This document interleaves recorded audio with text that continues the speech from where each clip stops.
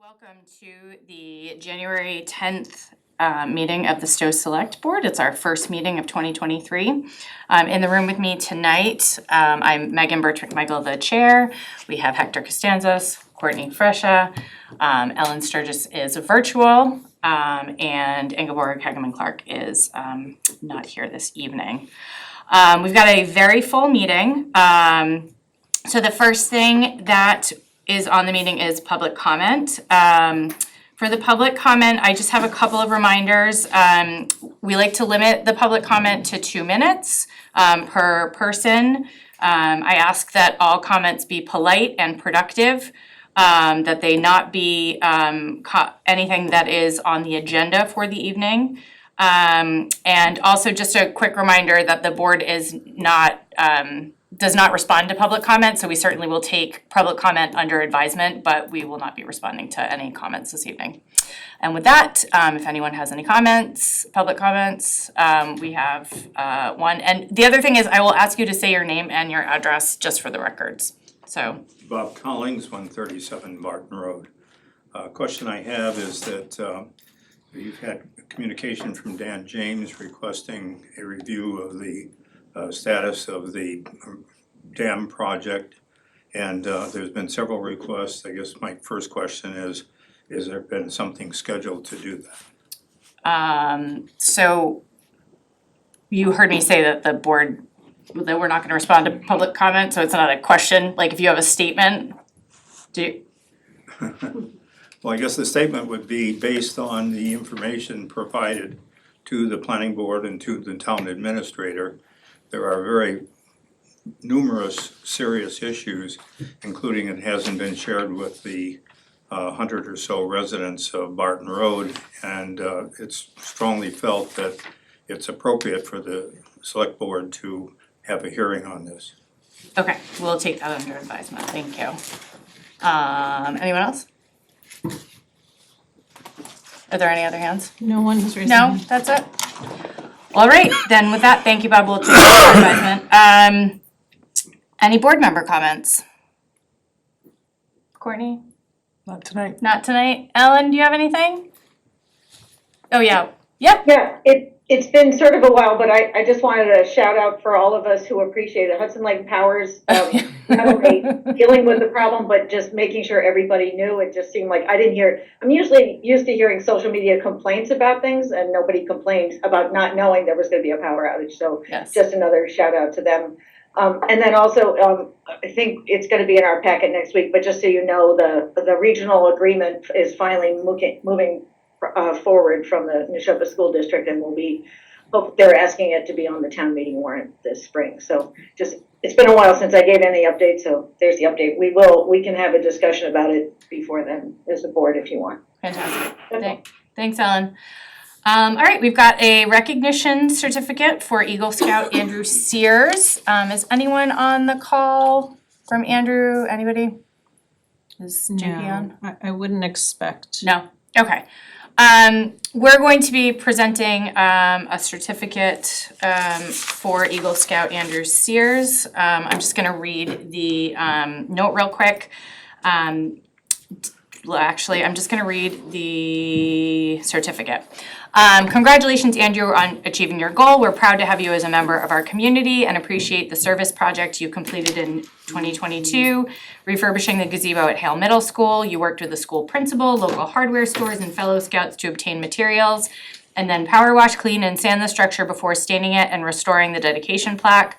The renewed gazebo is now in better condition and available for outdoor activities in the school community. We wish you the best of luck in the future. So I'll be presenting this certificate to Andrew on Sunday at his court of honor. And I think I will take a motion. I move to recognize Boy Scout Andrew Sears for achieving the rank of Eagle Scout and to sign the letter and proclamation for his recognition ceremony on Sunday, January 15th, 2023. Second. All right, any further discussion? Seeing none, all in favor, we're gonna do a roll call vote because Ms. Sturgis is virtual. So Mr. Costanzas? Aye. Ms. Fresha? Aye. Ms. Sturgis? Aye. Aye. And chair votes aye, so that is unanimous. Congratulations to Andrew. All right, so next we're gonna move on to the town administrator's report. Thank you. As of December 8th, we had 10 cases of COVID in Stow for a 6.29% positivity rating. Both the county and state are both well over 10%, so we are still maintaining decent levels here. Again, this is only those that report them to medical providers. So at-home tests do not count in this, but we continue to keep an eye on that. We are getting a new batch of COVID tests through the Board of Health. We're expecting those in. They actually sent them and they sent us expired ones, so we're getting a replacement COVID tests. Once those come in, we will put them around in the library and the Council on Aging and here in the town building again for those that need them. The Library Building Committee had its first meeting last week. We're looking to finalize the contract for the design services with Design Lab. And this coming Thursday, we are having a full kickoff meeting with the two library committees, our owner's project manager and the design firm to really kick off the project. So stay tuned for updates to that. They have a fairly aggressive design schedule, so we will be moving along quite rapidly. I am thrilled to announce that we are offering the first time in Stow a Municipal Citizens Academy that will give residents a glimpse into all municipal departments, from administration to fire department, social services, etc. Our 8-week class will begin on Thursday, February 2nd, with applications being accepted as of tomorrow. There is no cost, but residents must be over 18 and space will be limited. Keep an eye out, it will be in the paper tomorrow. We will have it on our website and all of our social media accounts for those that want a glimpse into the workings of town government.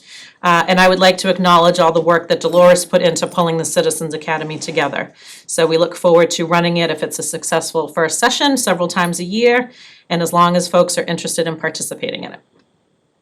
As folks may have realized, we have a new phone number associated with our reverse 911 system. There was some confusion when I sent out the message before the scheduled power shutdown. Anytime we would send out a reverse 911 call in the past, people always call back. Did I miss your call? They call police. What happened? Someone called me. Now we have a number that's associated with an automated message that will say, it's our reverse 911 system. Please go to our website for further details.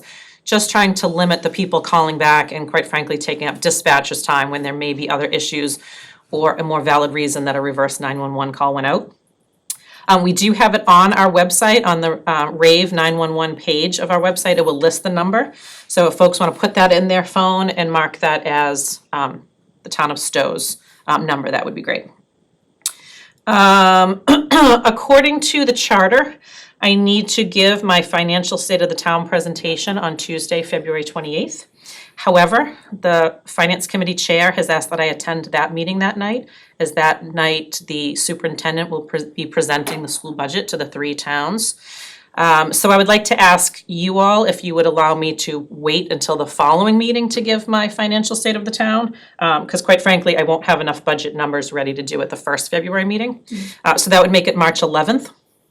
I do expect to be in the meeting at some point on the 28th. I've asked Dolores to start the meeting while I do the FinCom meeting from my office, and then I can come in here. But I don't want to have to delay or push that back. So if that's okay with you all, I'll make that February 11th. I'm sorry, March 11th. Question has come up on the EDIC committee. As you'll recall, we finalized the mission statement. There was some discussion on setting goals. So as of this point, we have not posted the vacancies for the board. Are you ready to have us start filling them, or would you like to have a discussion on the goals and meet with the existing members before we post the vacancies? Do you have a feeling when? And Ellen does have her hand And raised Ellen. sometimes. My question was about the schedule with the presentation with the school administrator, so why don't you finish this and then.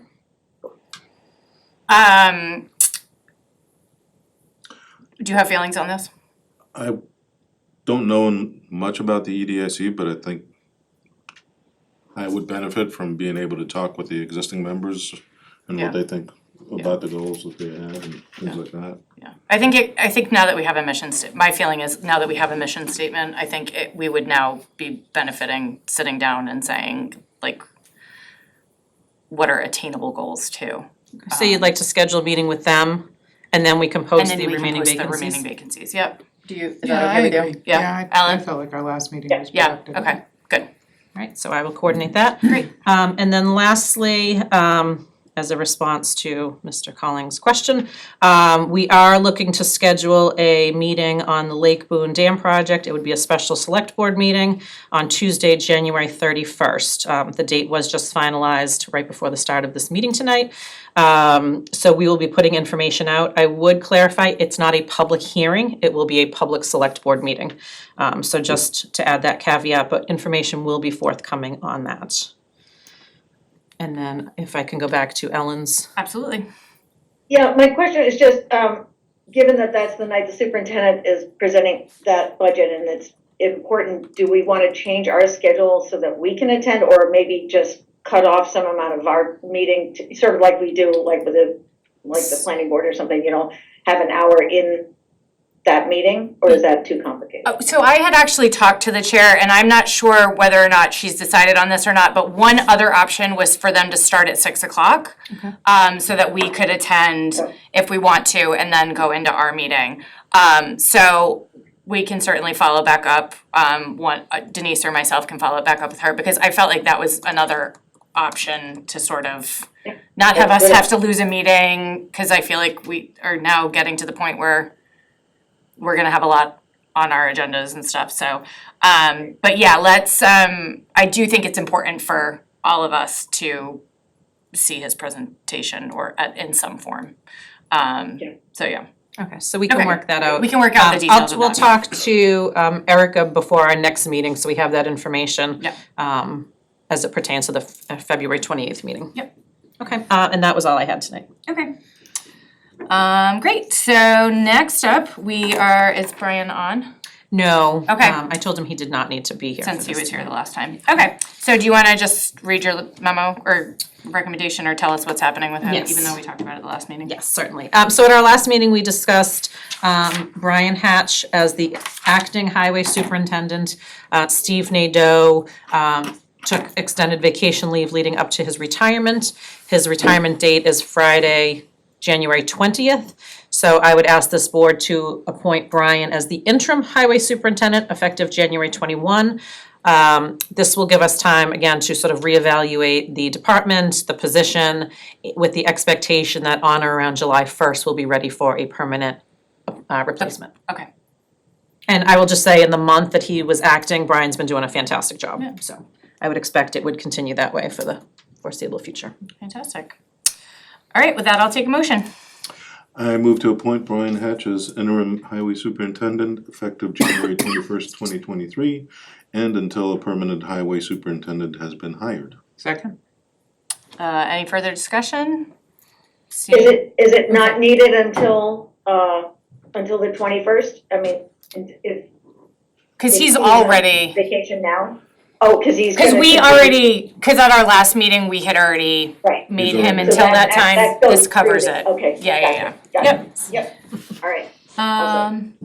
All right, all in favor, Mr. Costanzas? Aye. Ms. Fresha? Aye. Ms. Sturgis? Aye. And the chair votes aye, that is unanimous. All right. I believe that we have Madam Town Clerk, nope, Well, I'm gonna, no, why, Denise- Denise, why don't you give your proposal first, sorry, I skipped over that. Certainly, and I will just add, if I can just maneuver this for a minute, our new moderator is on as well, so he may wish to speak. So this is pertaining the dates for a town meeting and the annual town election. As you all know, we have a new governor in place, and state law gives the governor 5 additional weeks to finalize the state budget, which brings a state budget to early March, so we will not then get our state aid numbers until after that point. So quite frankly, having it the first, I mean, not that it makes a huge difference, but it does push all the dates back. So to have a tighter timeline is just not advantageous to us this year. Last year, our dates of town meeting were May 14th, and the election was May 21st, which is the second Saturday and the third Saturday. So I'm asking the board to mirror that, have our annual town meeting on Saturday, May 13th, with the town election the following Saturday on May 20th. And the election hours on that day, we would request it to be 10 a.m. to 4 p.m. There will be more information to follow regarding the election at a February meeting, and that will pertain to early voting, in-person voting, mail-in voting, and Linda can certainly talk about that, but we're still waiting on some information due in around the first week in February. Should you approve these dates and vote on them, I would recommend you open the town meeting warrant today and then close the warrant on Monday, April 3rd, so that we can get all of the articles in and reviewed and ready for posting prior to town meeting. All right, does anyone have any discussion about the dates? I support them. Great. I think they're a great idea. Hector? No? Makes sense to me. All right, They were fantastic. last year. Mr. Moderator, did you wanna say anything? Welcome back to the dates are fine. Fantastic. All right, then with that, I will take a motion. We're gonna do 3 motions. I have a question. for Yeah. the motion. So in the motion, we also have Oh, a start time. for the annual town meeting. Okay. We wanted to When set did we start last time? So we started at 9, that's fine, we certainly could discuss that further if you wanted to have a larger discussion, but I think 9 a.m. would be fine, as long as it's okay with the moderator. Mr. Moderator? Anytime you wanna start is fine with me. So 5 o'clock in the morning. I can Is what make I'm that hearing. time. I Me think too. 9 a.m. is in our Alright. traditional start. Yes. I don't see any reason to change it, so. All right, great. We'll do that then. All right, so we'll do 3 motions, One at a time. one at a time. I move that the annual town meeting be held on Saturday, May 13th at Hale School, 55 Hartley Road, starting at 9 a.m. Second? All right, all in favor? Roll call. Mr. Costanzas? Aye. Ms. Fresha? Aye. Ms. Sturgis? Aye. Chair votes aye. That is unanimous. All right, motion 2. I move that the annual town election be held on Saturday, May 20th at Center School, 403 Great Road, between the hours of 10 a.m. and 4 p.m. This is for elected positions as certified by the town clerk's office. Second? Any discussion? Nope, seeing none. All in favor? Mr. Costanzas? Aye. Ms. Fresha? Aye. Ms. Sturgis? Aye. And chair votes aye. That is unanimous. And 3.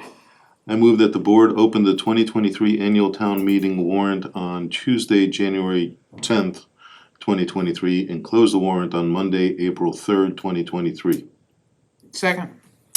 Any discussion? Seeing none. All in favor? Mr. Costanzas? Aye. Ms. Fresha? Aye. Ms. Sturgis? Aye. And the chair votes aye. That is unanimous. All right. Thank you all for that. And now we have our Green Advisory Committee, who is here to present their annual update, climate action plan outline and schedule, and an opt-in energy code for the annual town meeting warrant. In the room we have Carolyn, so I think you're gonna kick it off, and then we'll turn it over to Arnie. So Okay, great, thanks. thank you. I'm just gonna brief you on what, oops. I think Arnie Just wanted a to. question, Yes, Arnie. can I share a screen so that what Carol is going through, we'll have on the screen for other Yes. members? I'm gonna share a screen for my part. Absolutely. All right, thank you. Does somebody need to do that from here? I think he's doing it. He should be able to, You'll see it right on there in a minute. yeah, he should be able to.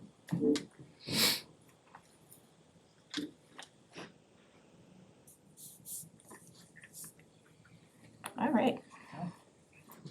Okay, great.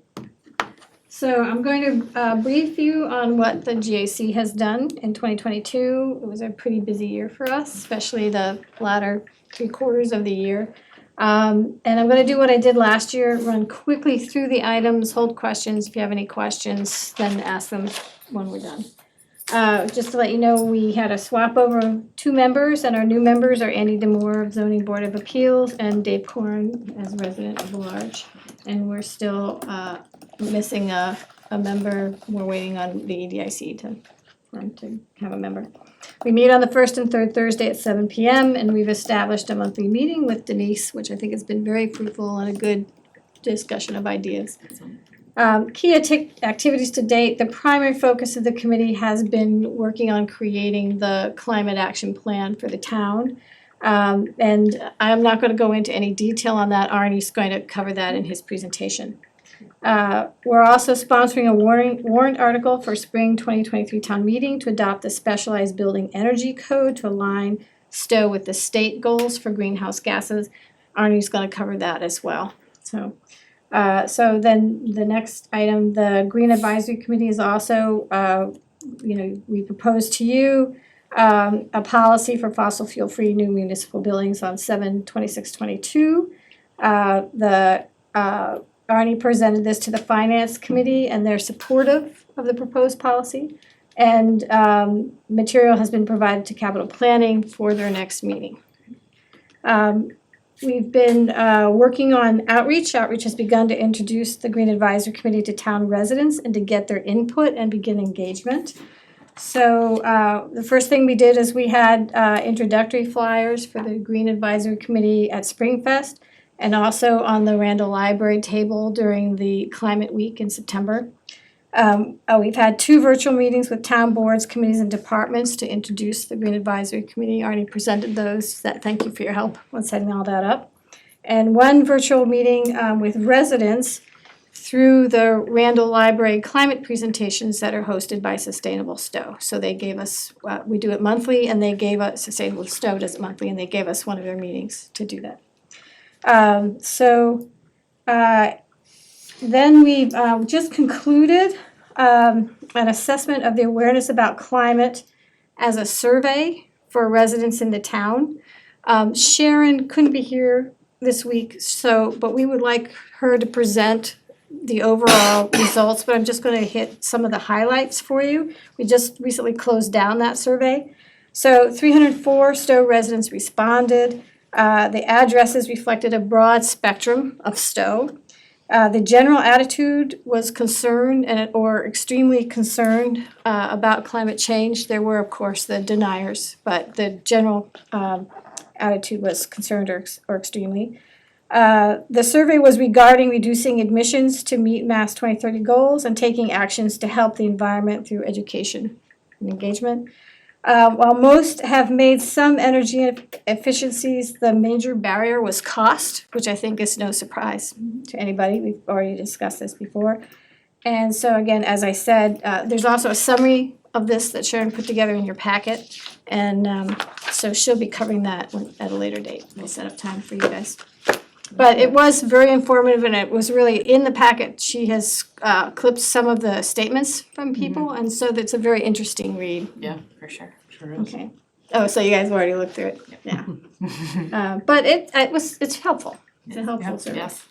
So we recognize that funding is critical for encouraging existing homeowners and businesses to convert to all electric heating and hot water and electric vehicles, and investigations that we're doing regarding funding, including reaching out to other towns and finding what sorts of funding that have they been able to find.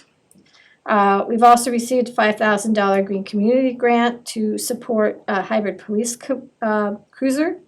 And we're working with the town procurement and grants administrator, looking into funding opportunities, working with Hudson Light and Power to improve residential and municipal incentives, and anticipate funding opportunities in 2023 from Federal Inflation Reduction Act and new state administration. We also, depending if this is something we decide to do, we just sort of in the beginnings of thinking of maybe doing some sort of cooler climate fair that other towns have done. Yeah.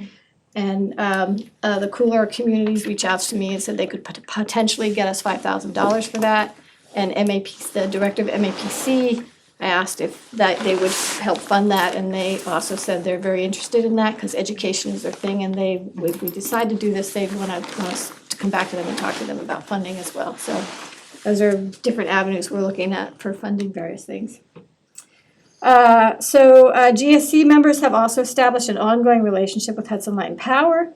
They've worked with HLPT to provide financial incentive to developers for building energy efficient all electric homes. in the range of $2,250 per home, and to double their annual rebate to $30,000 for municipal energy efficiency measures.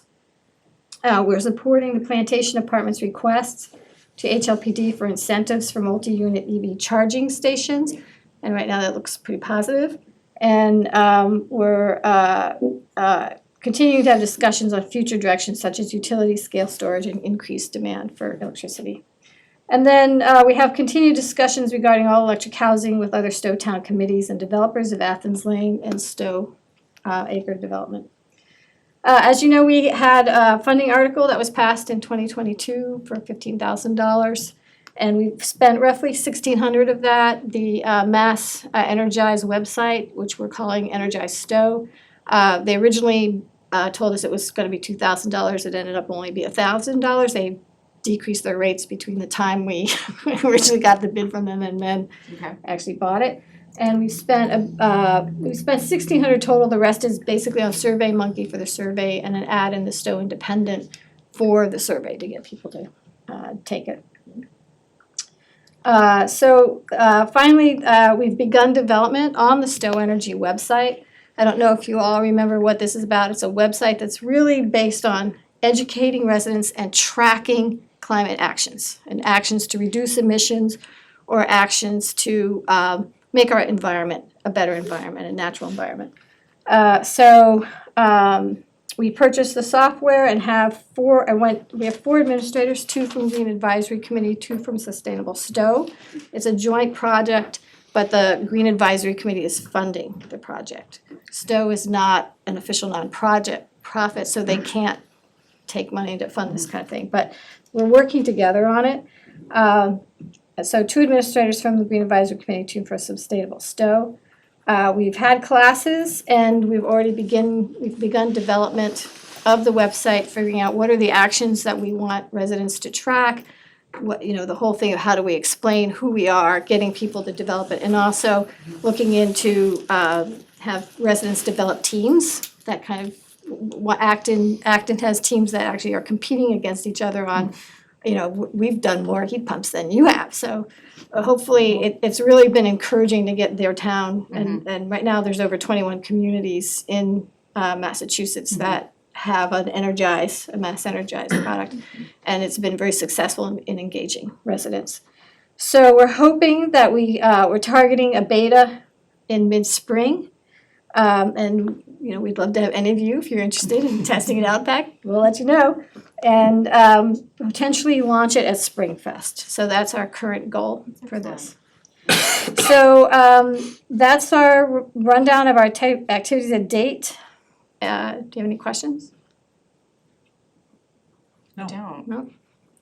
So the website is, I just Googled Stow Energy and came up with Stow.energy as a website, is that the? No, it's not up yet. It's Okay. not on for public. They're building, It's gonna be Energize Stow. Okay, so. So it's Mass Energize is a group that was originally, it's a nonprofit group, was originally formed by Acton and Concord as an offshoot of this cooler climate fair that they had, that the towns had them at different times, but they developed these websites and now they formed an organization to do this Mass Energize, which is basically a website that you set up for residents to join. They can join as teams or individuals, and they can track all different kinds of activities on how they've done something to reduce emissions or done something to create a better environment. And what we do is we're given sort of this blank framework, and we decide what actions we want in. And we've got a big list of actions that we're starting to put in, and we describe all the actions. And there's a section where we can put in things like Randall Library climate meetings, or if the town is having some sort of town cleanup, we can have something about town cleanup. So there's also sort of a section of announcements and education. So it's really action focused. Okay, and then we'll have a big launch for it, and hopefully that'll help get residents engaged in helping us meet the state's 2030 climate emissions. Excellent. I think Ellen had her hand up. I do. And I don't know if Arnie was gonna talk first, or if I should hold off on questions until, or can I ask questions now? I don't wanna jump the gun. You can ask questions it's up to you guys. I was like, you can do whatever you want. So I have two questions. Oh, go ahead, Megan. No, Ellen, it's fine. If you have a question now, that's fine. Well, so you were talking about, and I can't go back on the slides, but working with different groups in town around getting more incentives. I'm wondering, SMOT seems to be forgotten frequently, that they're building affordable housing on Red Acre Road, and they have been asking for support in getting some money from whether it's Hudson Lake Power or whoever for to incorporate solar at that development at Bird Meadow, and I'm wondering if you guys have that on your list, and it's been, if you're working on that. That was my first question. Arnie, can you answer that question?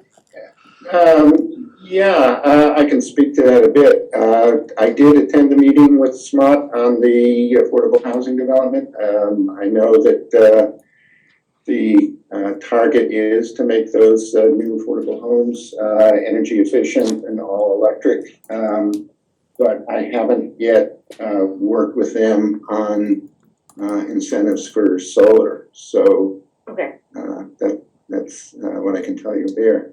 Okay.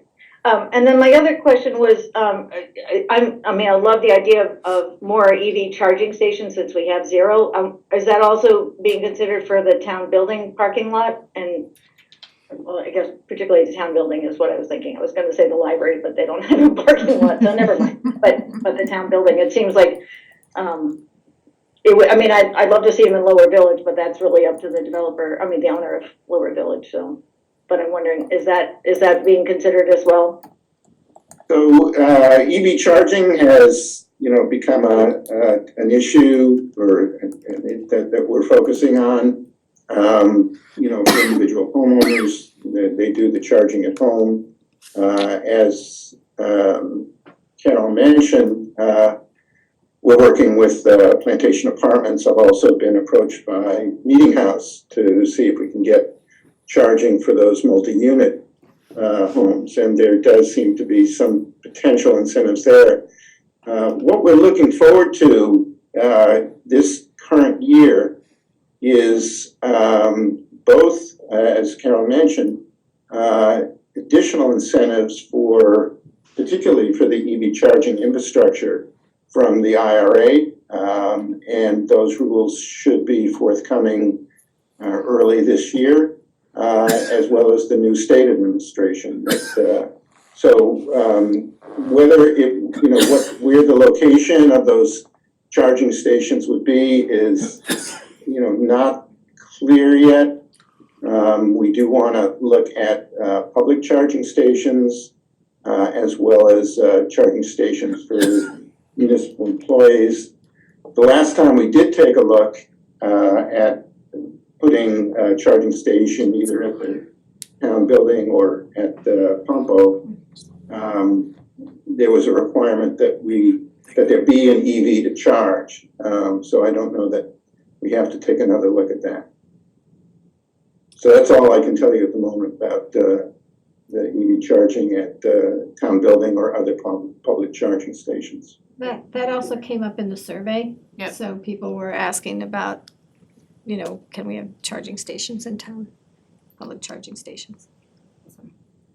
All right, Arnie, I'm gonna kick it over to you for your part of the presentation. Thank you very much, Carolyn. This was informative. Okay. Thanks, Karen.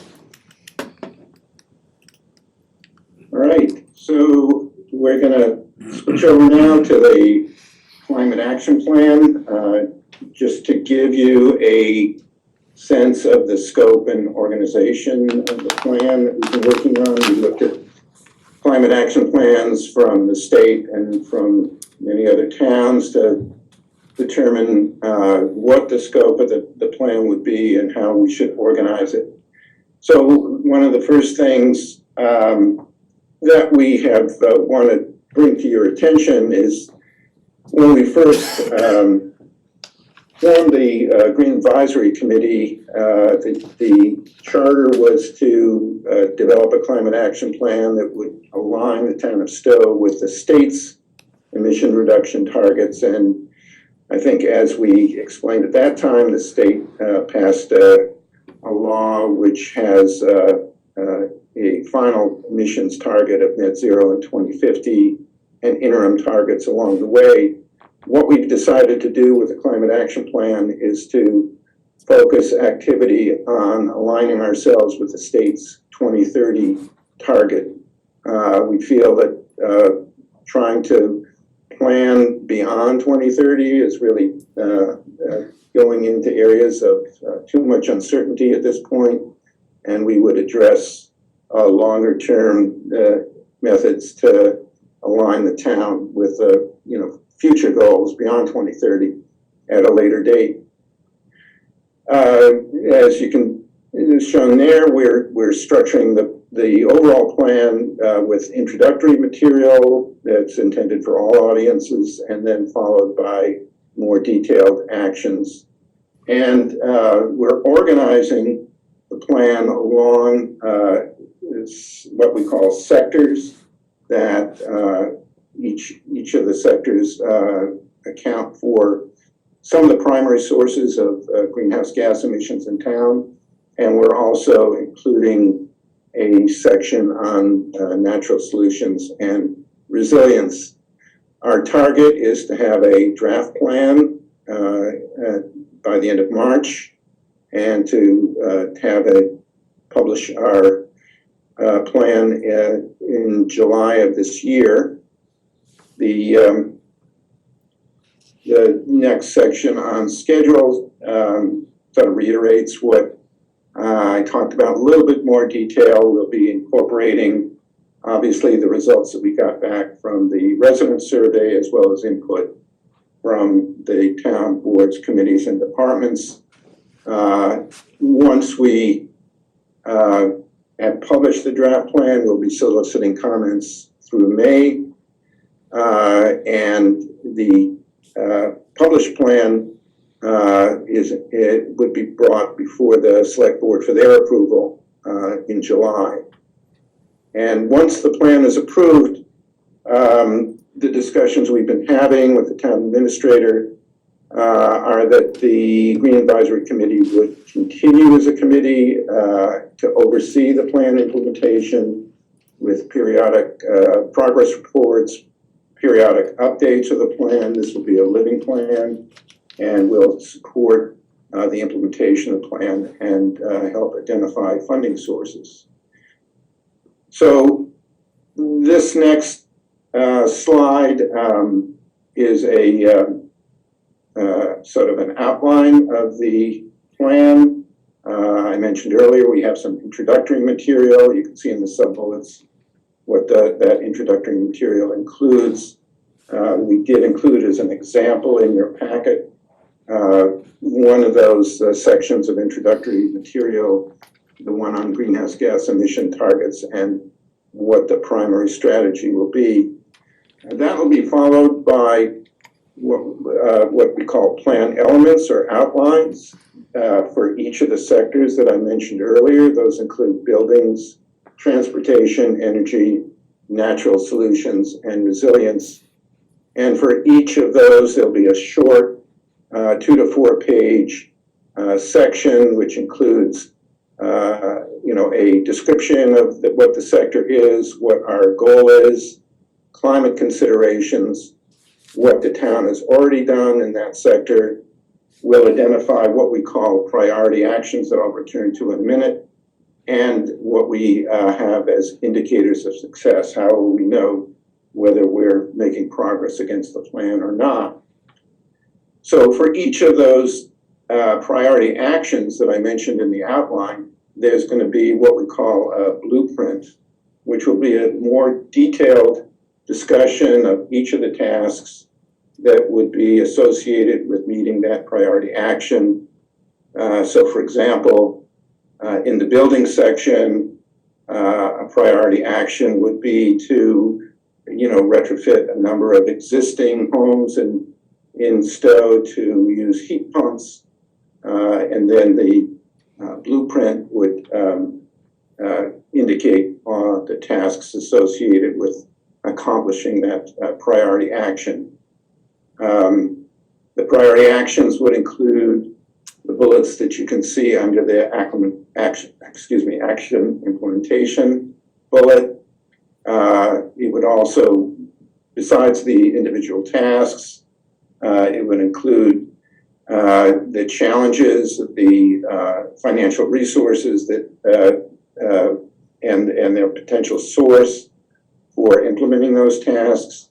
What are the equity considerations? How do we track progress against each of the tasks? And how will we do ongoing engagement with the community? And that would be the body of the climate action plan.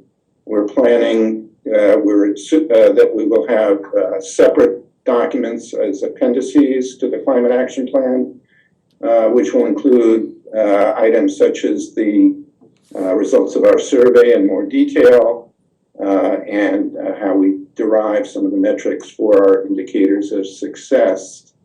I also included in the packet 2 examples for what we plan to include in the draft. One I already mentioned was the greenhouse gas inventory and overall targets. Another was another example that we included in your packet was the outline for the building sector. So I won't go through those. I hope you've had a chance to take a look at them. But at this point, I can stop and see if there's any questions on the climate action plan itself, its organization, its scope, or any other question you might have. So, have her hand. She does not. Do you have any questions? No, I just say, this is a lot of work and thank you for your diligent, application to your task.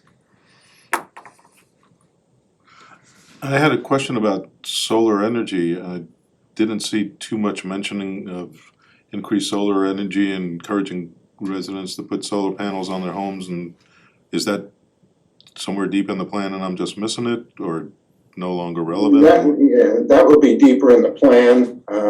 We have had, as you might be aware, the solar challenge that was Right. 7 years ago at this point, which was extremely successful. One of the challenges that we have in Stow for residential solar is that the incentives that were in place at the time that we did the solar challenge, one of the main ones called SREX, is no longer in place. So we'd be looking either to the state or at the federal level to provide incentives to make residential solar, rooftop solar, more of a financial win for the homeowner. And what about for like plantation? I know at Meeting House, we're thinking about trying to get solar energy there. I know last time I checked, the state doesn't do much for commercial buildings, but is anything being looked into for those? So that's a similar situation for Meeting House. What had been one of the primary financial incentives, the SREX, no longer exists. The state changed the rules for incentives for residential solar. So that, I think some of the same issues exist. One bright spot, though, I can mention for nonprofits is that it had been the case up until the passage of the Inflation Reduction Act that nonprofits, such as municipal buildings, were not able to take advantage of the 30% tax credit for solar installations. With the passage of the IRA, that incentive is now in place for municipal buildings, churches, and other nonprofits. So that would cause us to take another look at the viability of solar on nonprofits. As you know, the town building has a small solar installation on the roof. That was provided to us as a result of the success of the solar challenge, but otherwise it wouldn't have been a financially viable project for the town at that time. Thank you. Sure, Courtney? Arnie, can you say anything about, I know this is kind of on your list of things that are, and not just your list of things that are being developed, can you say anything about incentives that might come in the future for heat pumps for residential applications? Sure, yeah. So we are looking to the IRA. I don't wanna, speak out of turn here, but we are understanding that at the federal level, the number I've been hearing is around $3,000 per household as a incentive for heat pump installations. We have been working with Hudson Light Power to at least get their incentive for heat pumps back to where it was at the time that we did the Heat Smart program, which was $1,000.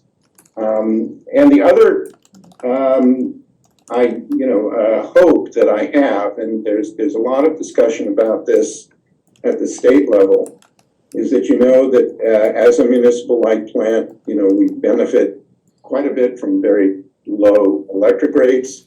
But for the most part, Stow residents, unless they're served by Eversource for gas, can't take advantage of these mass save incentives. And those are quite generous. They can be up to $10,000 per household for heat pumps. And what the state is looking at is, and I don't want to jump the gun, but I know this is being looked at, is to restructure the mass save program and put it under a state agency and hopefully make it a program, available to all state residents rather than restricted to only those who are customers of the investor-owned utilities. So I do, hope that we will benefit from, much more beneficial incentives, particularly for heat pump retrofits, that will emerge in the coming year to 18 months. I think the IRA one we'll know about, certainly the first half of this year. Excellent. Great, thank you. And I think you were also gonna talk about the the warrant article that you all are sponsoring? Yes, if we have time, I'd Sure, love got a to couple minutes. jump over to that. Okay. So I'm going to start here.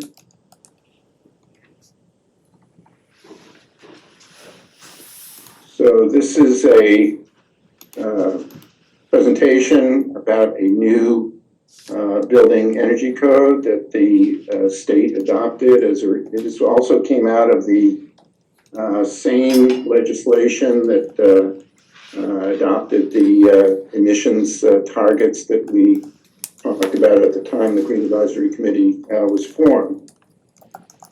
So the Green Advisory Committee will be sponsoring a warrant article for the adoption of what's being called the Specialized Building Energy Code.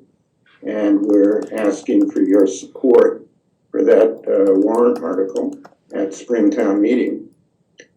And why are we asking, why do we want to do this? We want to encourage energy efficient all-electric new construction. It will result in lower construction and operating costs, as we'll see later in the presentation. And one important item is that it has no impact on additions or renovations for existing households. So I know that's a question that I've been asked about what would be the impact for homeowners that want to put an addition on their home, the impact as compared to what we will adopt in any event is there is not. And of course, one of the main reasons is to help the town meet the state greenhouse gas emissions targets. And why now? So I think I may have presented the results of our greenhouse gas inventory at an earlier meeting, but buildings do represent just about half of Stow's greenhouse gas emissions. In order to meet the 2030 targets, they're very aggressive. And we certainly don't want to dig ourselves a deeper hole. And in order to do that, we want to ensure that new construction minimizes added emissions. And there's a new Green Communities program that I'll mention at the end of the presentation called the Green Communities Climate Leader that has as a prerequisite the adoption of this new energy code. So to get into a little more detail, when Stow became a designated green community, one of the prerequisites was that we adopt what was called the Stretch Energy Code. That was a town meeting in 2015. And at the end of 2022, the state issued 2 new building energy codes. One is an update to the existing Stretch Energy Code, and that will be automatically adopted by Stow without any action. One of the items that the town adopted at the time that it adopted the Stretch Code was that it also agreed to adopt any updates to the Stretch Code. So Stow, and at this time, along with over 80% of the communities in Massachusetts, are designated green communities, and they all will be automatically adopting the updated Stretch Code. In addition to the updated Stretch Code, the state has also issued what they call a specialized opt-in energy code, and that's the one that we'll be putting on the warrant for Springtown meeting. That is not automatically adopted, but Stow can choose to adopt it at town meeting. And if we do adopt it at town meeting in May, it will go into effect in January of 2024. So this is, I'm gonna go through this very quickly. These energy codes have a lot to do with what's called a HERS index or home energy rating system. The only thing that I want to point out here is that lower numbers are better when it comes to a HERS rating. This gets into a little bit more detail on this specialized code and the difference between the specialized code, the updated Stretch Code, and the current code for fossil fuel heated homes and all electric homes. So this first row here called the current code just shows what the required HERS rating is for fossil fuel and electric rated homes and electric heated homes. The next row is the updated Stretch Code. That's the one that we're going to adopt automatically. And you can see that the HERS rating requirement for both fossil fuel and all electric homes is significantly lower, which means that these homes become significantly more energy efficient with the updated Stretch Code. In the last row shows what the difference is between the updated Stretch Code and the specialized opt-in code that we're putting in the warrant. So for all electric homes, what I want to point out is that there is no difference. If the developer chooses to go with the all-electric pathway, the specialized code and the opt-in, specialized opt-in code and the updated Stretch Code are the same. However, if the developer chooses to use fossil fuels, then there are additional requirements. 2 of the major ones are that the home has to include rooftop solar PV, and it has to be pre-wired for both appliances and heating for a future conversion to all-electric homes. So, the takeaway here that I think is important is that there's no difference between the updated stretch code and the specialized code for all-electric homes. There are additional requirements for builders who choose to use fossil fuels. This next slide I'll go through very quickly. This is just the same slide except for commercial buildings, and essentially it's the same situation. If the developer goes all electric, the updated stretch code and the specialized code are one and the same. If the developer chooses to use gas or any other fossil fuel, then there are additional requirements beyond those already required by the updated stretch code, and those are similar to residential new construction. That is, they have to be pre-wired for conversion ultimately to all electric, and they have to have solar on site where feasible. So this slide just speaks to differences in construction costs between all electric and fossil fuel heated buildings. The state, and there's a link at the bottom of this slide to an analysis that the state did for many different building types, both residential, commercial, and municipal, that given that a heat pump replaces two different systems, one being central AC and the other being a heating furnace, that is a cost savings in and of itself. As I didn't point this out, but the building envelope requirements are actually tighter for a fossil fuel heated home than they are for an all-electric home, which results in additional cost savings for all-electric pathway. We already mentioned the added requirements for solar and pre-wiring if you do choose the fossil fuel pathway, and that there are financial incentives for building all electric that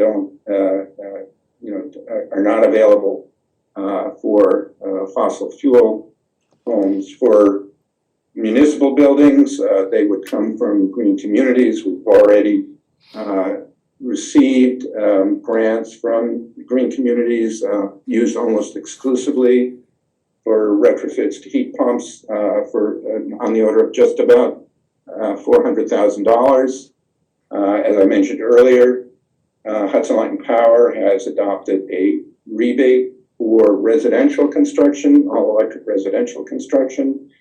And we're, as I mentioned earlier as well, we're hopeful that there'll be even higher incentives. Arnie, Yeah. sorry, I'm gonna have to interrupt. We do have another meeting coming up, so if you can give us the 1 minute synopsis on the end of this, Yeah. we're gonna All unfortunately right. need to move on. So sorry. Okay, Thank you. sure. So moving on, one of the benefits that we have in living in Stow is that we're served by a municipal light plant with one of the lowest electric rates in the state, as well as some of the cleanest electricity in the state.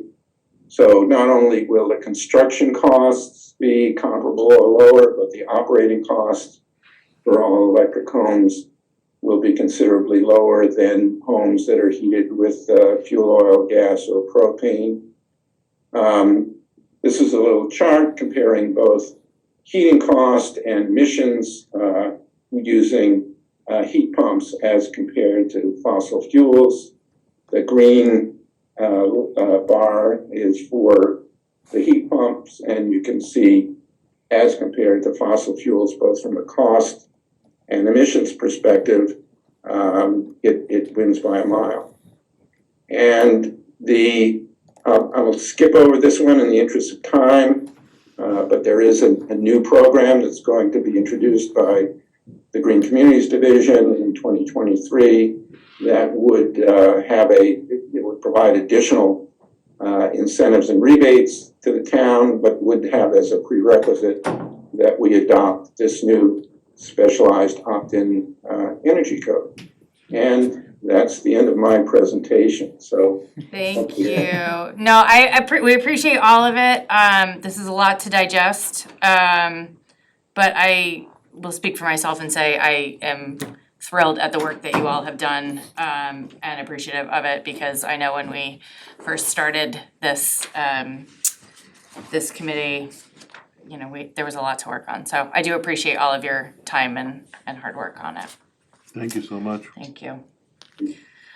All right, so our next agenda item tonight is a joint board meeting with the planning board. I have a couple of housekeeping notes. For the planning board, the chair will be unmuted, and Lori Clark, and she will work with us to call on you to make sure that everyone's heard that needs to be heard. For people who might be watching the meeting, there will be a chat function open. So if people want to type questions, Denise will be moderating during the meeting, just to make sure that anybody who has any questions can get them out there. And with that, those are all my notes. I'd like to welcome our town planner, Miss Valerie. Thank you. Thank you. So yes, I'm Valerie Ortiz, I'm the planning director. I'm here with Tom Bigelow and Steve Sacco of Green International.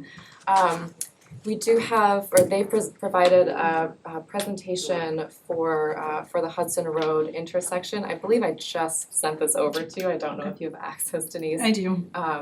If not, I think we might have it on a thumb drive as well. But before we start, I just wanted to provide a really brief introduction to the project and just describe a little bit of the history of how we got to this moment. So the intersection at Great Road and Hudson Road has long been a top priority for traffic considerations in Stow. It's listed as a dangerous intersection on our existing master plan. It's also included in the Complete Streets prioritization plan, looking at pedestrian and bicycle infrastructure as well as safety for the intersection itself. So back in, I think 2015, the closing of the Gleasondale Bridge to a one-lane road kind of instigated a lot of interest in this intersection because we knew that all that traffic was going to be pushed toward Hudson Road and Great Road. We already had safety concerns there. So there was a report put out by our regional planning organization staff. And they were able to take a look at the level of service at the intersection and known pedestrian safety hazards. So I know that Tom and Steve are going to go into more detail about the why and the how. But to essentially to try to mitigate some of those safety concerns that we have, we're looking to signalize the intersection and then also install pedestrian enhancements and other, striping and other safety upgrades to the intersection. So the funding for the project is coming from the town's allocation of ARPA funds for the design. And then we also intend to go for a MassWorks grant in June of this year for construction funding. So that's about where we're at now. We're looking to kind of review the concept plans and focus in on one alternative concept prior to going forward to 25% design. So with that, I'll turn it over to Tom and Steve. Sure, and I think I'll just go up to the front here, so Fantastic. that way everyone can hear me better and can see the presentation as well. So.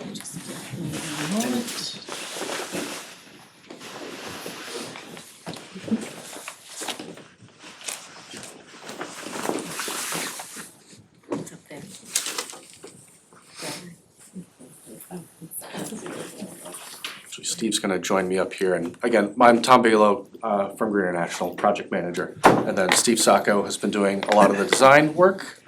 So Steve's gonna kind of kick it off, and then I'll end off the presentation and discuss a lot of the alternatives and evaluations that we've done. So Steve, why don't you start? Yep, so tonight we're gonna talk about the conceptual design we prepared for the Route 117 and Hudson Road intersection improvement project. If you wanna go to the next slide. For context, this is the intersection that's west of Route 62 and downtown Stow and just east of the old Bose campus. If we go to the next slide. So why is this project needed? A 2016 report by the Central Transportation Planning Group determined that this intersection operates at a level of service of D and F. This is below the typical industry acceptable standard of level of service of C or better. A separate road safety audit was performed by Mass DOT last year, which determined a handful of improvements that could be added to the intersection. Part of our design effort is to evaluate these improvements and incorporate any ones that we feel are feasible to incorporate. Also to note, there have been 3 signal warrants that have been met for the intersection, 2 associated with vehicular volume and 1 associated with reported crash history. We do have future housing developments in the area. This will add to the traffic volume experienced at the intersection. And also we do have substandard pedestrian facilities as well as substandard access management. This refers to a handful of driveways that are in close proximity to each other, as well as in close proximity to the intersection itself. So for existing conditions, Route 117, also known as Great Road, this operates as an arterial roadway today, has a posted speed limit of 40 miles an hour. It has approximately 12-foot wide lanes and 2-foot wide shoulders. There are no current designated bicycle accommodations in terms of striping or wide enough shoulders. And we do have pedestrian accommodations on the south side, just a sidewalk. For Hudson Road, that operates as a collector roadway. We have a posted speed of 40 miles an hour, a 25-mile-an-hour posted speed as you approach the intersection from the south. We have approximately 11-foot wide lanes, 4-foot wide shoulders. And again, there's no designated bicycle accommodations, and there are no sidewalks at all on Hudson Road. There is a stop sign as you approach the intersection, so that makes Hudson Road a stop-controlled roadway. So in developing the conceptual design, we had a handful of improvements we evaluated. The major one being adding a signal to the intersection. We also looked at implementing the left turn lane on Route 117 for a left turn protected movement onto Hudson Road. ADA compliant sidewalks on the south side of Route 117 as well as on the west and potentially on the east side of Hudson Road. And then to improve the access management, as I mentioned, at the gas station and the liquor store, trying to create some separation between the 2 driveways and the intersection itself. We also identified several constraints to our design. These included environmentally sensitive areas. There's a designated wellhead protection zone to the north, and we have the Elizabeth Brook just to the east. We also have utility poles on the north side of Route 117 as well as on the east side of Hudson Road. We want to look to avoid impacts to the environmental areas as well as those utility poles. Any relocation of utilities is usually a costly endeavor. And then also trying to minimize impacts to all the abutters on the project. And then as well as avoiding or minimizing impacts on the bridge, which is just east of this intersection. That bridge itself is within Mass DOT jurisdiction. So any impact or modification to that bridge is going to require state involvement. So with that, I'll let Tom speak in more detail on some of these elements here as well as the alternatives we prepared. Yes, so thanks, Steve. We evaluated 3 alternatives as a part of this initial, coming up with the conceptual design. So the first alternative that we looked at was to basically one of the main components was to add in that left turn lane as a part of the signalized intersection. So that left turn lane would be for Great Road westbound, taking that left turn onto Hudson Road. And then to achieve that, we looked at widening Great Road to the south on the eastbound travel lanes. But what we found is that really that resulted in some impacts to the bridge, basically structural impacts where parts of the bridge would need to be widened. So, that as Steve had mentioned, we're trying to avoid Mass DOT's jurisdiction as a part of this project.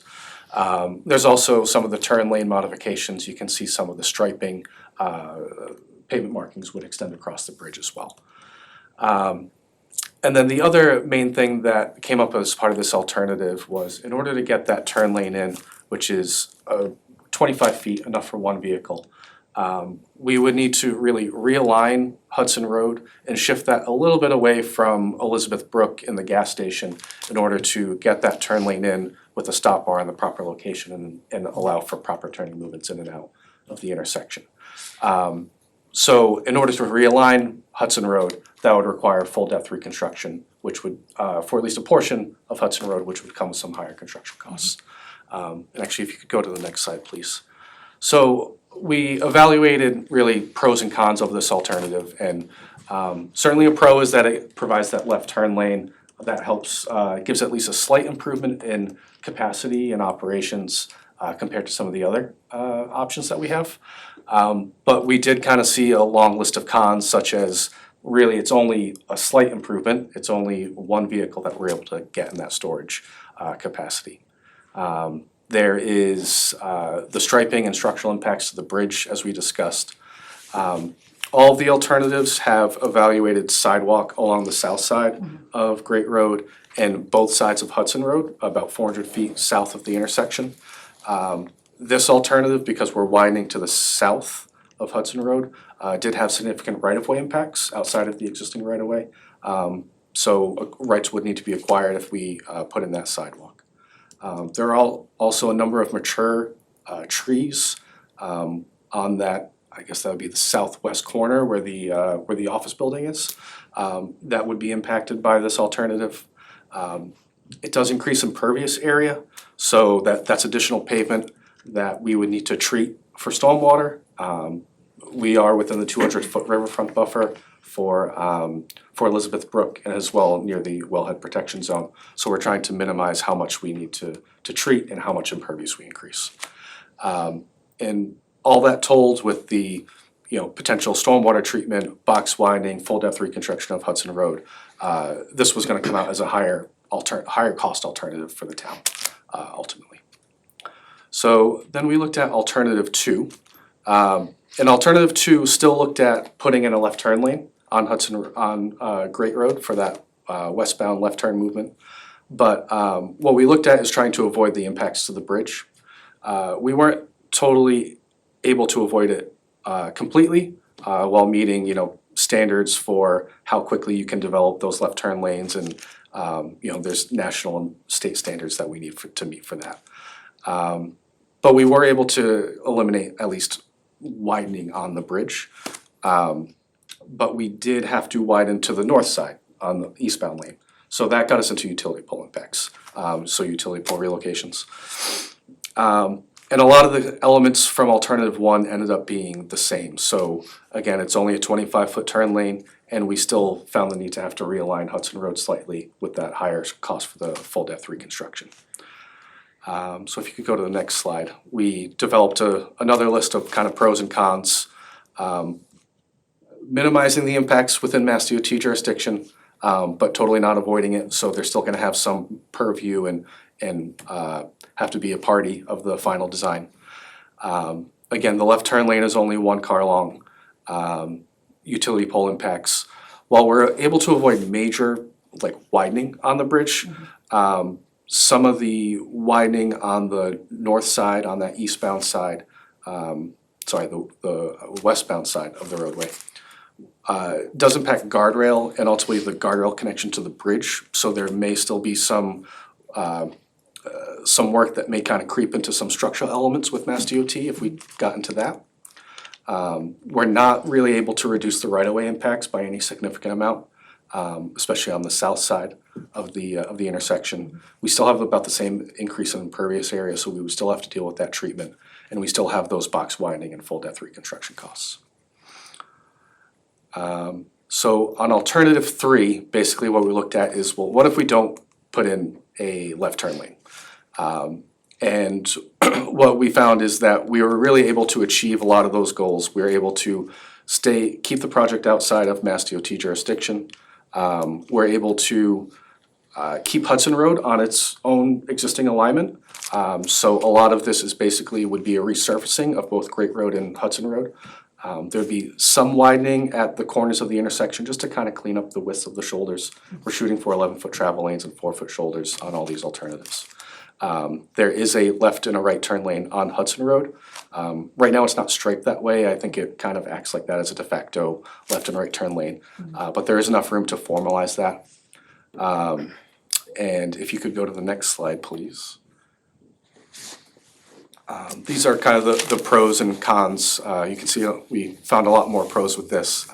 We're able to totally avoid the utility impacts. No utility poles need to be relocated. There's some, new catch basins that need to be installed, just because of the edge of pavement shifting slightly.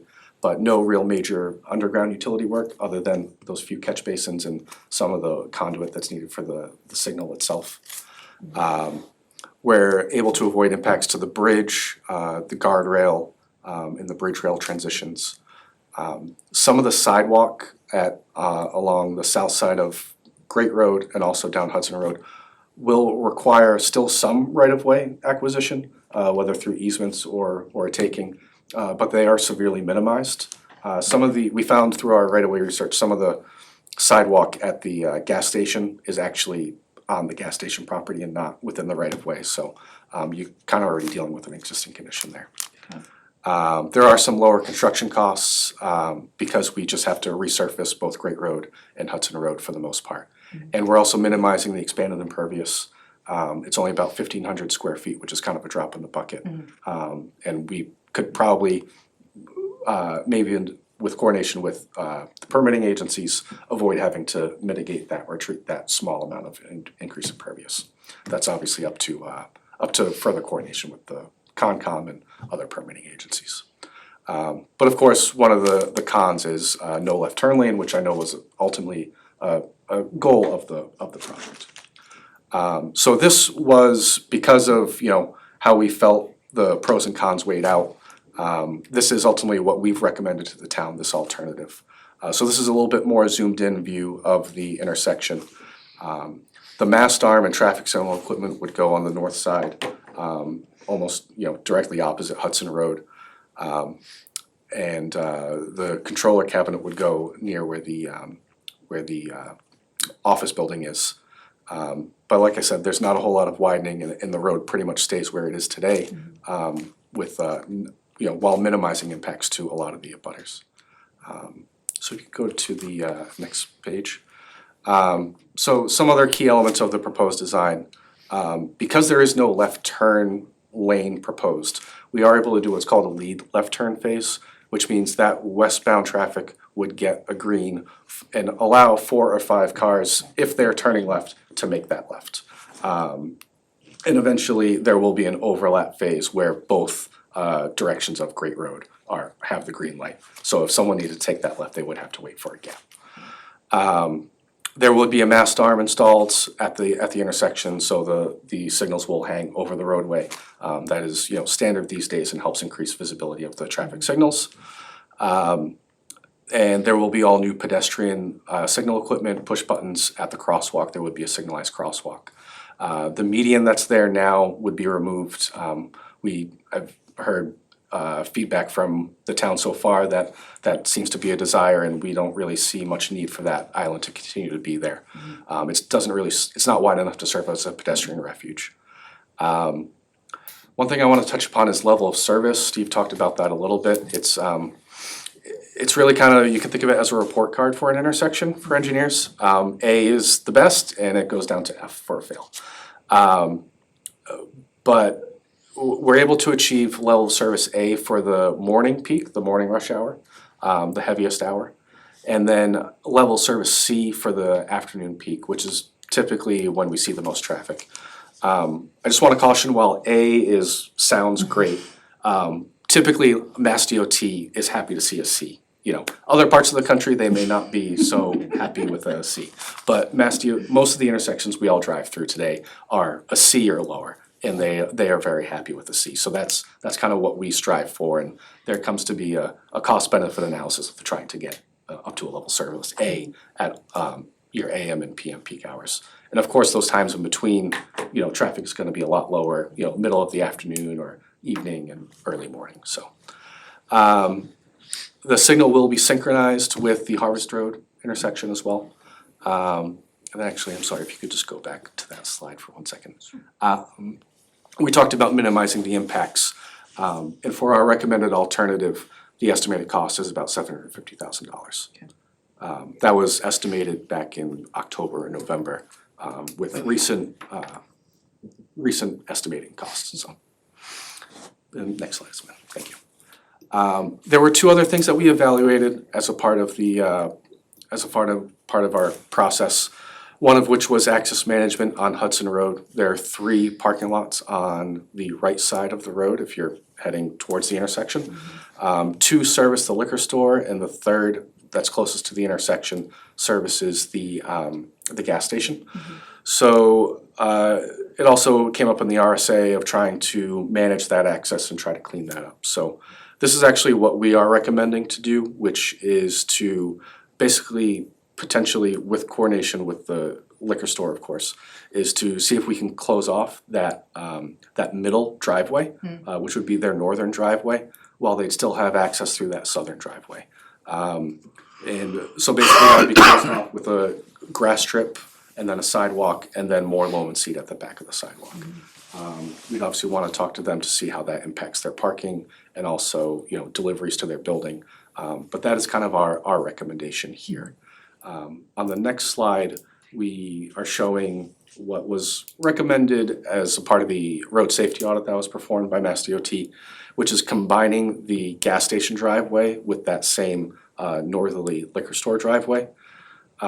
We found there's a grade differential between the two properties. There's a retaining wall there. That's gonna make it difficult for it to really be a feasible entrance, especially for a lot of high volume driveways, like the gas station would have.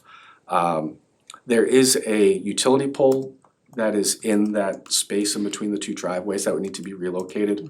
Hudson Light and Power, if we coordinated with them, would have a better handle on how many utility poles would be relocated if we had to move that one.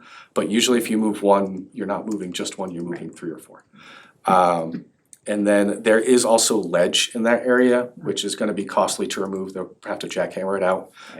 So those 3 things made us kind of recommend another way to manage the access there.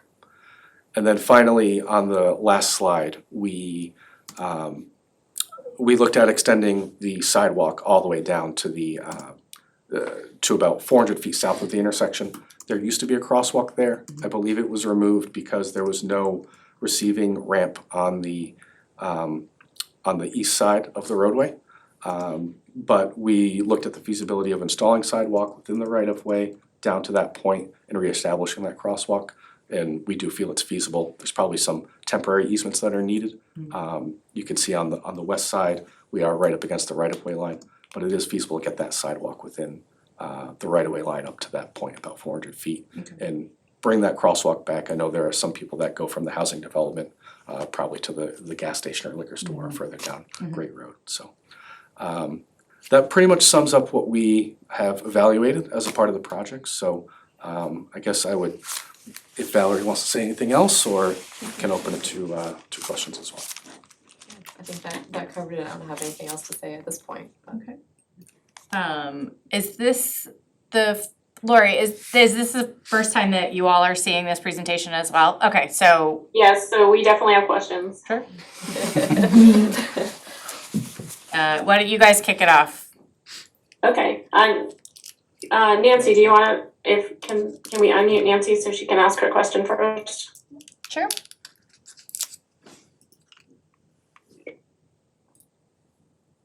Okay, how's that? Very good. Okay, just 2 little things. The driveway accessibility to the gas station area. I know a big part of their clientele is contractors pulling like landscape trailers and things with equipment, and I see them pull in and park like horizontal to Hudson Road. With any changes to that entrance, is there still room for them to fully swing in and be able to park not at the pumps as they do now? So what we're proposing isn't really a change there. The driveway will remain the way it is today. The widening that we're doing there is minor. And we're trying to maintain the existing width of that driveway. So I don't really see, with the improvements we're proposing there, really a change to how they would Okay. operate. Great. All right, and then just one other question. So with all the traffic count studies and things, when this light is red on Great Road during commuter time, what kind of backup do we anticipate to what point in east or west? Sure. You know, where, I think I have so when we're in here. in traffic, one car after another, is it going to potentially back up to like villages at Stow or Harvard Road, just to get a visual, you know? Right, so the worst, we look at both the 50th percentile backup, I'll call it, and the 95th. So the 50th is gonna happen pretty much every other day. The 95th will happen probably 5% of the time. So the furthest it would be is about 216 feet. So in relation to some of the other landmarks, I guess I'm blanking on a little bit of what to relate that to, but that really isn't very far at all. It's probably, that would be on the eastbound approach. So it's certainly not even gonna go back as far as, I believe it's Orchard Drive to the Stow Villages. So Right. 216 might be 8 cars? Yeah, eight to 9 cars, exactly. Yep. Okay. I have a question on performance, which is, I know you said it gets a C during rush hours. I guess 2 things. One is, we have a lot of planned development or proposed development down Hudson Road, as well as at the Bose facility. How much growth can there be? I guess what were your assumptions regarding that? Meaning, is it just present day as is with Bose empty, etc.? And then, based on that, how much leeway does that give us before we're at a D? Right. So we typically look at a 1% growth rate. That's what we will design to. So the data that was collected, I believe, was 2019, but I'd have to confirm that. And you're basically projecting out 7 to 8 years with that 1% growth rate. We did take into account all the developments, the housing developments on Hudson Road, and basically anything that the town currently knows of. So that way we can add those projections to our analysis. So those are all accounted for. Oh, great.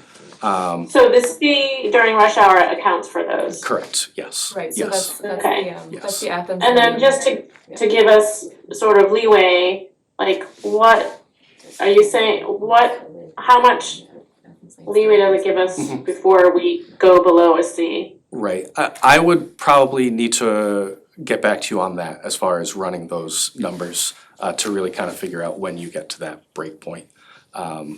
Typically we look out 7 to 10 years or so. I will say, we use the 1% growth rate. Oftentimes, and that 1% may sound small, but oftentimes we don't see the growth to that level. It is a conservative growth rate that we use to kind of also build that in.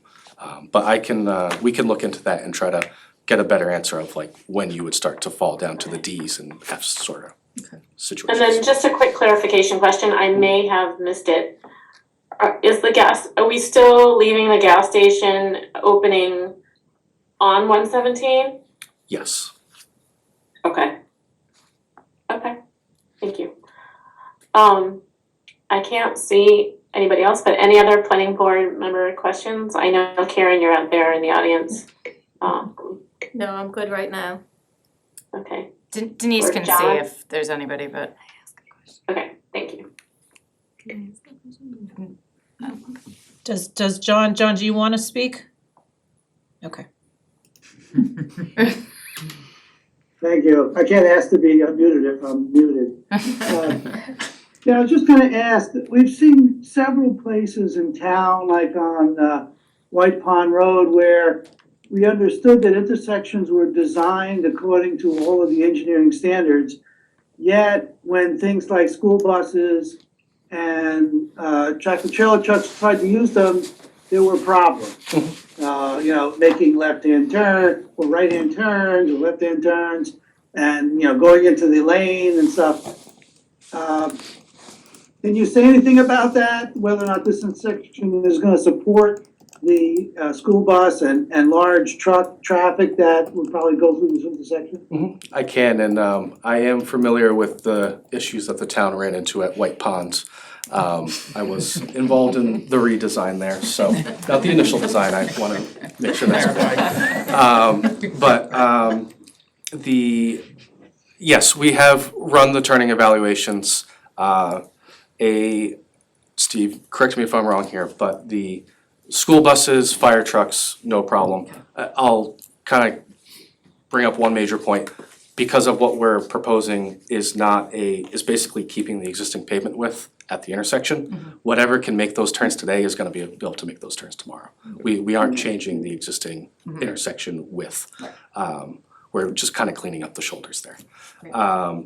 But we've run the turning movements, we have software that can do that for us, so fire apparatus, school trucks have all been checked. What's referred to as a WB50 truck, that's generally the largest you're gonna see going down Hudson Road. It's not the largest tractor trailer out there, but a lot of that would be a tractor trailer maybe going to CVS or Shaw's by comparison. Those make it through the intersection without encroaching onto opposing lanes. A WB67, which is generally the largest vehicle you'll see out on I-495, does need to encroach onto some opposing lanes. You're gonna see those very rarely at this intersection. That's also no different than what you see today if that same truck were to come through the intersection. So I understand the sensitivity, given my past experience in the town of Stow on truck turning movements, so we made sure to check that. Thank you. Thank you. Anybody else have their hands up? No virtual hands at the moment. Okay. If no other members of the planning board have any questions, any select board members? Oh, yeah. All right, Hector. So you mentioned the level of service improvements if we do the traffic lights. What would the level of service improvements be for alternative 1 and alternative 2? Is that? It was negligible improvement, so it'd essentially still be a C. Okay. Because if you think about it, you're really only getting one car out of that queue on each cycle. So it's not really, you might see a little, that queue length may go down by a little bit, maybe not 218, maybe it's 199. The delay might be a few seconds shorter at those peak hours, but it ended up being a negligible difference. For comparison purposes, and I know this is too expensive, but what would the level of service improvement be if we did expand the intersection, included the traffic lights and the left turn lane? Any idea what that would? Sorry, do you mind repeating the question? If we shoot the whole works and just expand the intersection, include a left turn lane and a traffic light, for comparison purposes, any idea what the level of service improvement that would be? Such as like a longer left turn lane that maybe didn't, that impacted the bridge and Right. those sort of things. We didn't take it to that level, just because we knew the bridge was such a constraint. Typically if you might be able to get a B, honestly, we didn't really look at it, so honestly, I am speculating. Okay. You might be able to get a B or an A, but you're really you'd have to widen the bridge. Right. That's gonna turn into a whole project of its own with Mass DOT. So it's, to us, we didn't really evaluate it because it wasn't really within what we were trying to achieve. So I don't have a direct answer to your question, I'm sorry. In the whole bridge widening, I know we're trying to avoid it, especially for costs. Is there any reason that we're eventually going to face having to widen the bridge anyway? I'm sure once the bridge comes up for bridge replacement, I'm sure just based off the cross-section that's out there, the width of travel lanes and shoulders, and the fact that there's only, I think it's even a narrow sidewalk on one side of the bridge. Yes, when that bridge is replaced by Mass DOT, it would be a wider bridge. But they end up paying for the, Yes, yes, they would definitely pay for construction. Whether design, that is sometimes, determined between the town and Mass DOT at the time, but. How many more questions do you have? 3 more. Okay, can I let Ellen Please, give go one, ahead, just sorry. sort of let everybody have a chance? Ellen, did you have a question? Thank you, thanks, Hector. I was wondering, when you're talking about the synchronization, particularly with the, what I still call the Bose stoplight, is this the way that lights work? Is that something that's pretty easy to adjust? Because I guess what I'm concerned about is, and I think we've had this feedback in the past, when that light went in, was the flow going through, basically from 495 through Stow, through 117, since they have no Dunkin' to stop at, they want to keep moving, and we want to, cut back on the green emissions, the negative emissions. Is that an easy thing to do to make sure that and with the optimism that something's going to be happening over at the Bose property? I'm just thinking through the number of lights that are now, we've now increased, we tripled our light right in a short amount of time from 1 to 3. So I'm just wondering, can we make sure that flow through, whatever the word is maximized going forward? I don't know who coordinates that, but. Yeah, you would, hire a traffic engineer such as ourselves to evaluate it, to come up with new suggested timing. But, the timing basically gets input into those controller boxes at the intersection. So if there was a need to adjust the timing or adjust the coordination, that is something that can easily be done. You basically just end up calling a signal technician out in order to make that adjustment. It's something that the states or cities and towns with a lot more traffic signals take a look at all the time. Right, so it's you guys, not the police department, for example. That's who has to do that kind of adjusting. Typically, yes, yep. Yep. All right, that's all I have. You good, Ellen? Thank you. All right, Courtney, I'll come back to you and then I'm gonna call somebody else. Thank you. No rush, you wanna skip me, go ahead. So, just trying to understand the safety aspect of the remaining driveway from the gas station onto 117 at the light. Yes. Can you say anything about your analysis of the level of service regarding I guess if you have a traffic light, then actually it provides a safer access, doesn't it, when there's a red light? The driveway then would compete with Hudson Road the way it does now, but can you say something about your analysis? Yeah, there would be some breaks there to get in, certainly. How did you handle those two driveways being close together when you looked at the level of service of the? Now, I just wanna be clear, you're asking about the driveway on Great Road to the gas station. Yeah. And the proximity to that driveway to the intersection. Yeah. Yeah, I think it is closer to the intersection than if there was no gas station there, we're putting a new gas station and the river wasn't right there. It's closer than engineering practice would dictate today, for sure. But we also did kind of look at the potential of a right-in, right-out on that driveway. But what we did find is that would have, the pumps are very close to Great Road and that driveway. We did find that it would probably have some sort of impact to certainly the operations at the pump, larger trucks to get in there, even like a landscaping truck. And also potentially impact their fuel deliveries. The police chief was able to provide us input on how they receive their deliveries. So we did kind of look at that, but we did see an impact to how they may operate as a gas station itself. Got it. Thank you. You good? Do you mind if I call the police chief? No, go ahead. Okay. Chief Salisi, did you wanna talk briefly about traffic and this intersection and your role in the traffic safety committee and all that stuff? Yeah, no, thank you very much. So this project will definitely help us reduce the amount of accidents that we have in town. That intersection is one of our biggest numbers for accidents that we respond to. So this will definitely help reduce any sort of reduce those accidents that we respond to. And Ellen, just so you know, we don't do the traffic controls. We haven't done those in a long time, but I appreciate the the fact that you think that we have that technology, or that knowledge base. But no, we really appreciate the fact that this project could really keep people safe.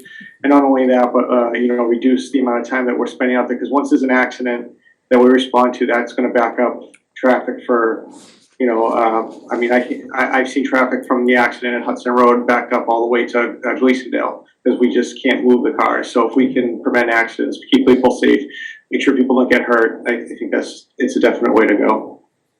Excellent. Thank you. Hector? The driveway improvements, was that something that would be done no matter which option we pick? Yes, each one of those driveway options and the extension of the sidewalk can be incorporated into either option. And for the northern driveway that empties out onto Great Road, would there be a restriction for no left turns, or are trucks gonna try and do a left turn where there's a traffic light out of that driveway? Left turn out of the gas station driveway to go down Hudson Road. We hadn't looked at a left turn restriction there.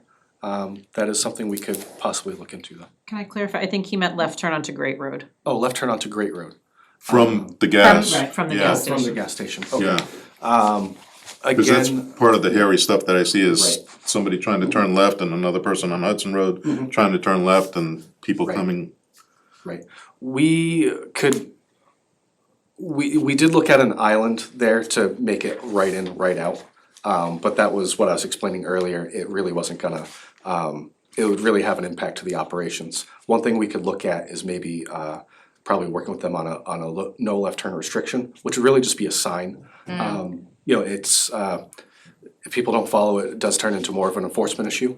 And there will be people that don't follow it, to be frank. Right. But it's something that you could do. Most people will follow it, but some won't, so. Certainly with the traffic light there, I think, drivers will be more apt to use the Hudson Road driveway in order to take that left-hand movement to head towards 495. And what's the greatest danger at that intersection? Is it westbound on 117, turn left onto Hudson Road, on Hudson Road trying to turn left to westbound 117? As far as the most traffic through there? As far as the most accidents? The most accidents, that is a good question, I would have to look into Chief that. question. Oh, okay, I'll defer that to the chief.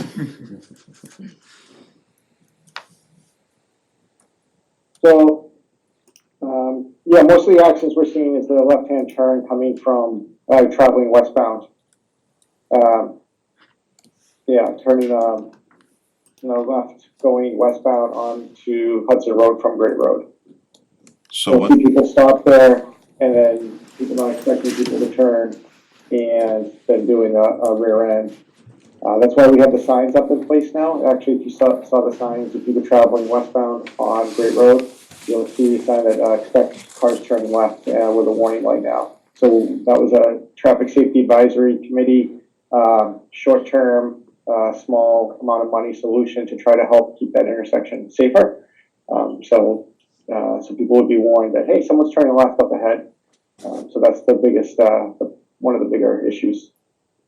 So when traffic is going both ways on 117, we still have that problem? When there's a green light in both directions? Yes. Okay, I'm done. Okay, fantastic. Denise? Can I just have a question, and Absolutely. it's probably maybe for Valerie. Can we, as a town, restrict traffic turning out of a private business onto a public roadway? Like, could we limit the gas station from taking a left out of that side parking lot onto Great Road?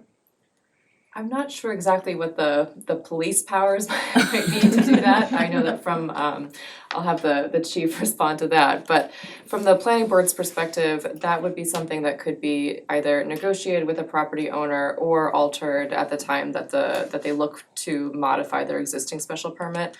We could place a condition on the property for that.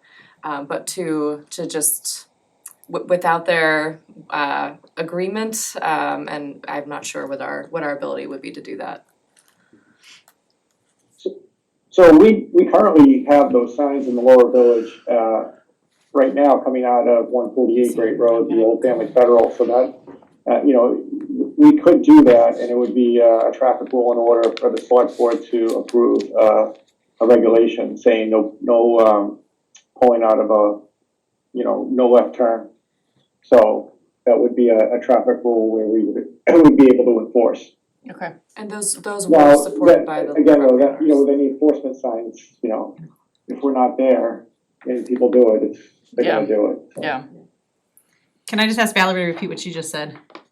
Those no left turns were supported by those property owners, so we worked with them to install those. So if in the case of a property owner not wishing to have that, we would need to wait or.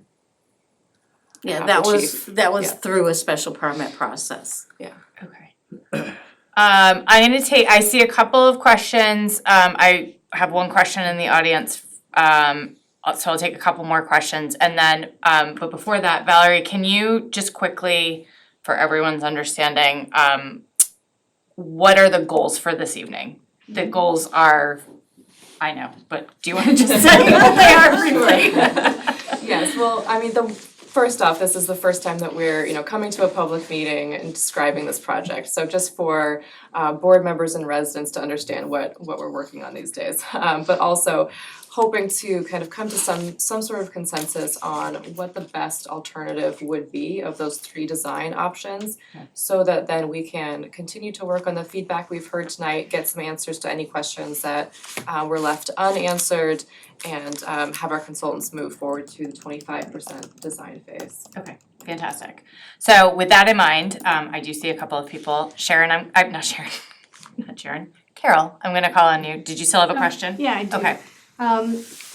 And again, just state your name and Okay. your address for the record. Carol Thank you. Lynn, I'm on 30 Orchard Drive in the Villages.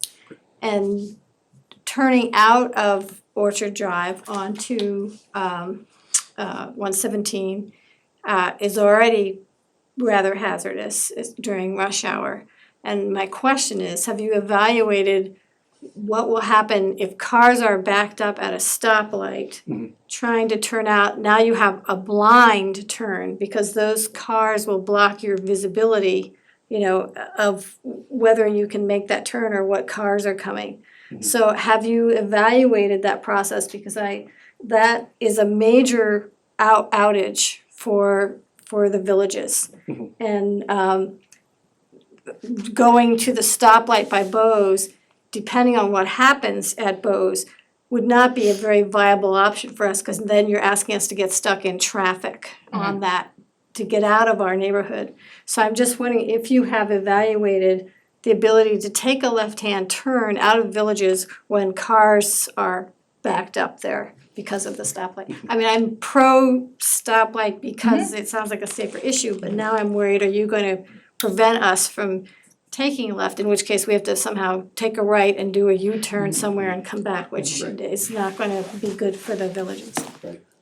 What I don't think you were getting at, but there's no plan for like a left turn restriction for that development. I understand that, I'm just worried that we won't be able to take a left turn because of visibility issues. It's already kind of dodgy. Yeah, there was no particular evaluation of that location. I'll answer your question bluntly like that. One thing we could do, if that is an issue or concern, we could look at maybe do not block the box pavement markings, which would, you know, be a reminder for people to leave that gap. And we could even make that a little bit longer along the roadway to try to get them to kind of push further away from the intersection to provide, you know, better sightlines there. That being said, I think we need to go back and confirm, but I don't believe, even at the very worst queues that we're expecting here, that they would extend even as far as that driveway or even close to that. I don't think the 218 feet will really get that far. Another thing we also tend to see when we install a traffic signal is that because of, you know, the switching of the cycles between the different streets, you will probably see more gaps in the traffic because of, you know, that changeover between the cycles.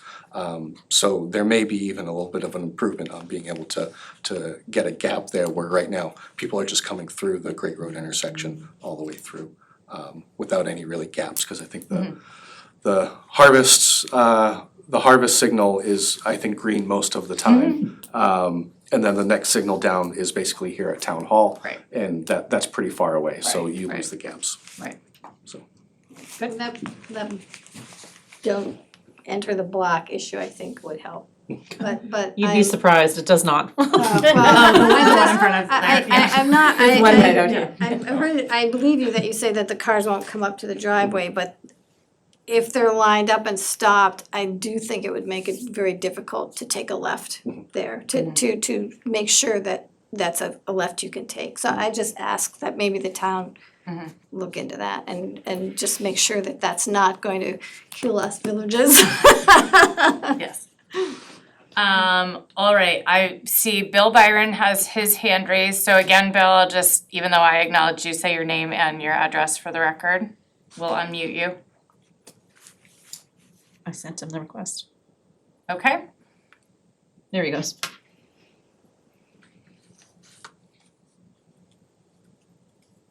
Bill, you're good.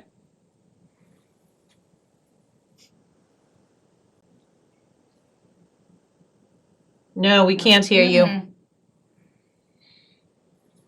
We'll come back to you, or if you wanna type your question. Do you wanna call in the other? Yep, I'm gonna, I see a Katie. Megan, that's the reason that you asked for people's names. Oh, that is not a Katie.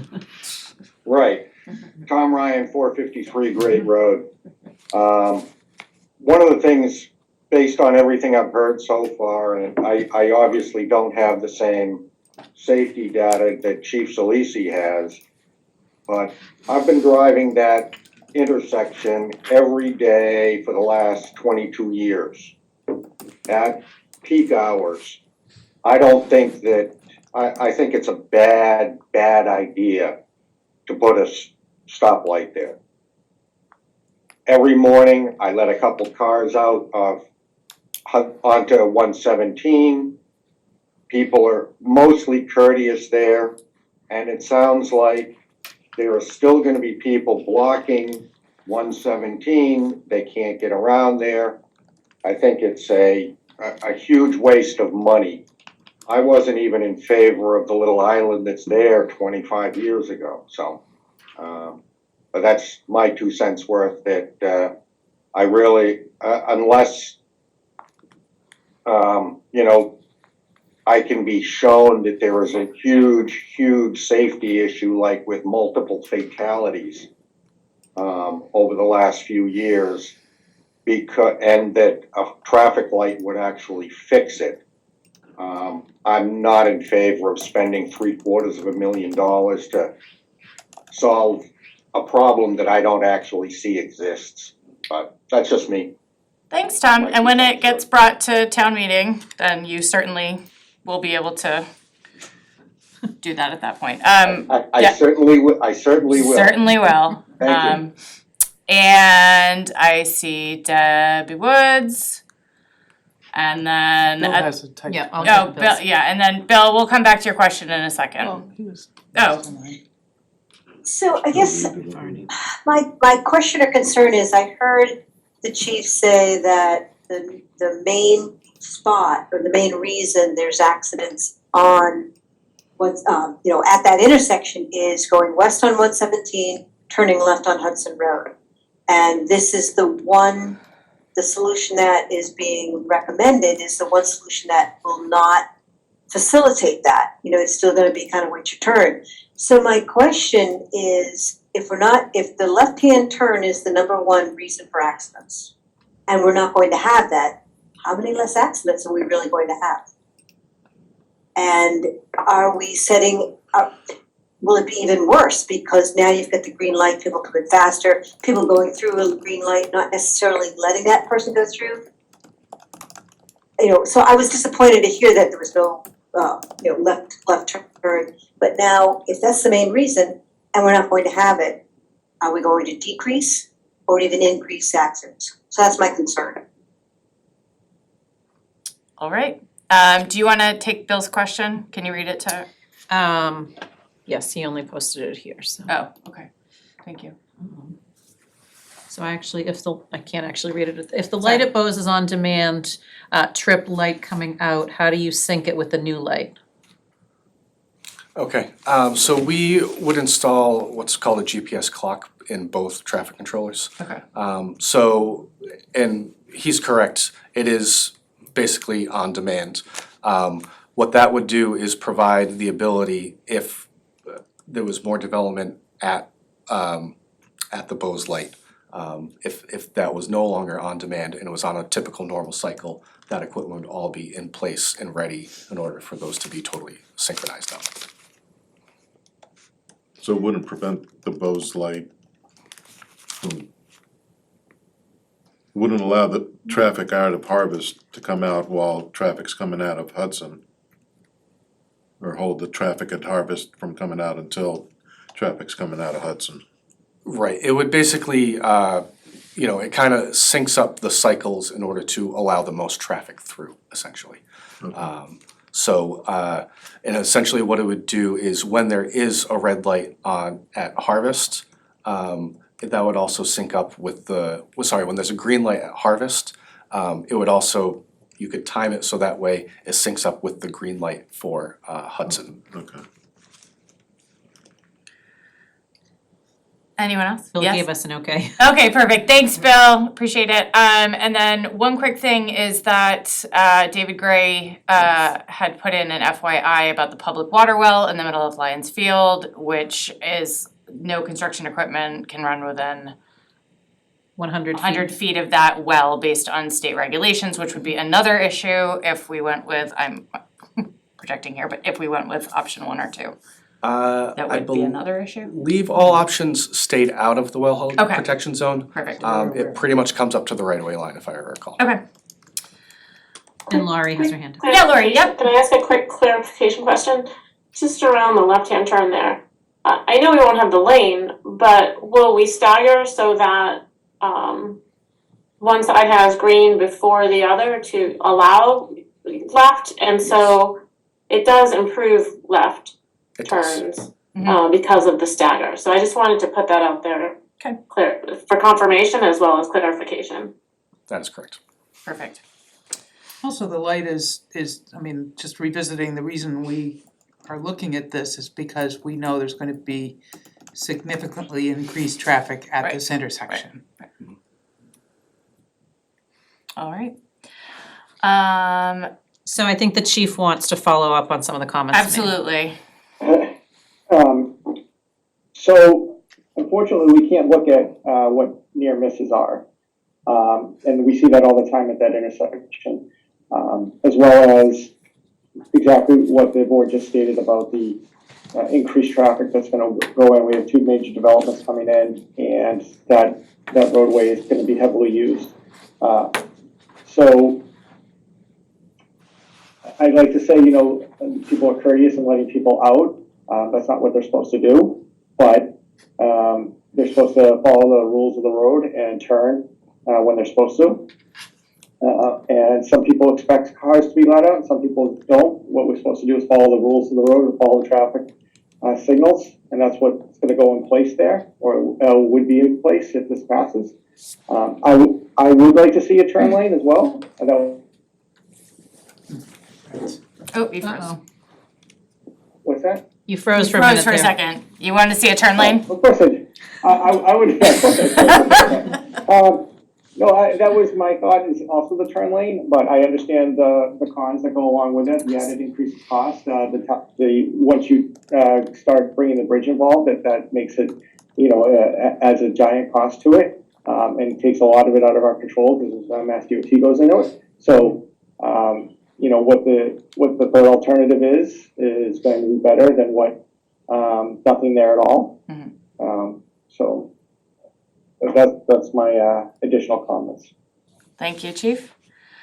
All right, Lori, you all are taking a vote tonight on your, we have it as or do we need to? We put it as a placeholder because I Okay. did not know where you were gonna end up Okay. tonight, if you All were right. going to support a plan or. Do you all wanna talk about it separately? Do we wanna take a straw poll? I guess I wanna land on I mean, we're happy to take a straw poll. We don't have it for a vote on our agenda. Okay, Um, okay. Would it help you if we took a vote tonight? Or Ellen, are you prepared to vote on? Yep, how about you? 1, 2, or 3? And I just, Okay, or Denise, do we well, need I'll to? just clarify, I mean, you're not voting on, you're just supporting We're something, yeah, voting on so, supporting I mean, it. I think if you wanted to endorse a plan so Okay. that there could be further discussion, I think that would be fine. Okay. We're not actually approving a Yeah, plan. no, absolutely. I don't know. Whatever helps you all for us to just endorse one. Okay. Since Green is proposing 3, I'm gonna ask for a motion. We're not gonna take a motion on each one of the to vote them up or down. So why don't we do the motion on 3 and then see how it lands. Okay, I move to support design alternative 3 for the Hudson Road, Great Road intersection as presented at this meeting by Green International. Second? Okay, all in favor, Ms. Sturgis? Aye. Mr. Costanza? Nay. Ms. Fresha? Aye. And chair votes aye, so that is 3 ayes and 1 nay. So the motion passes.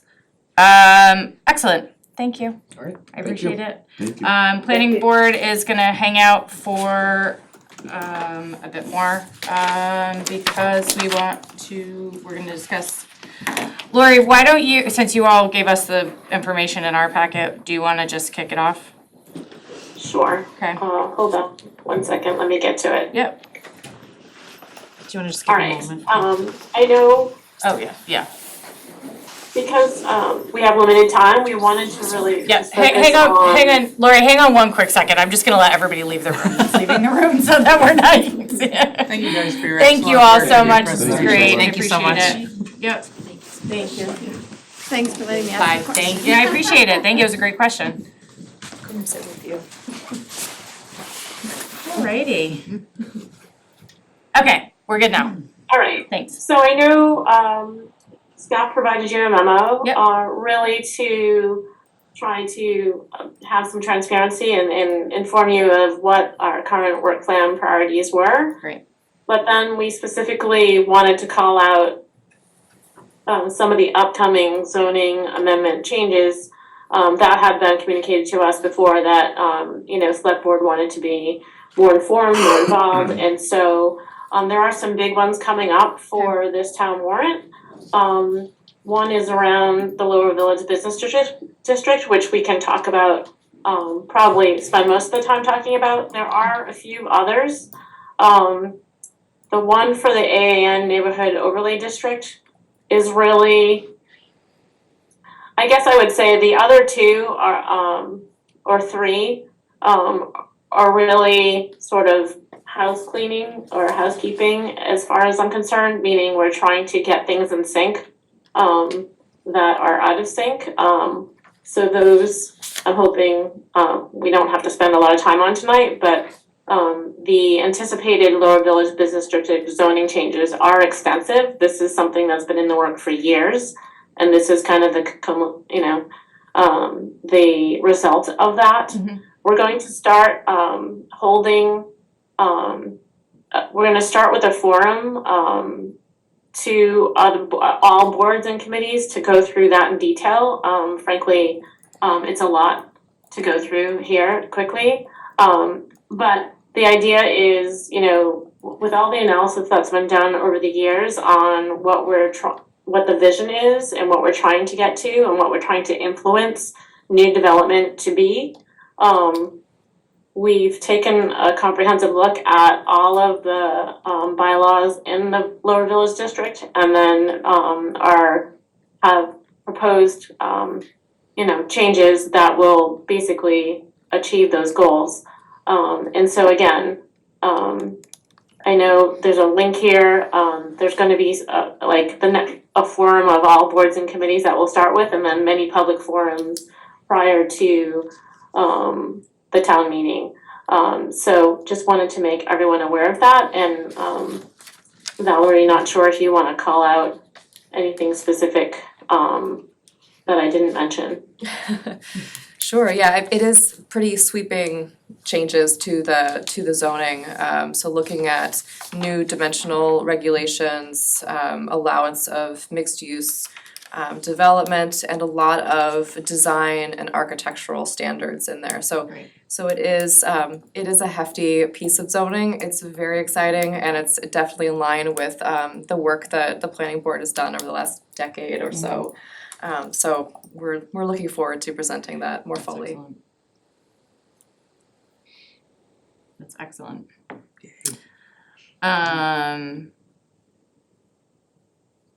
Okay.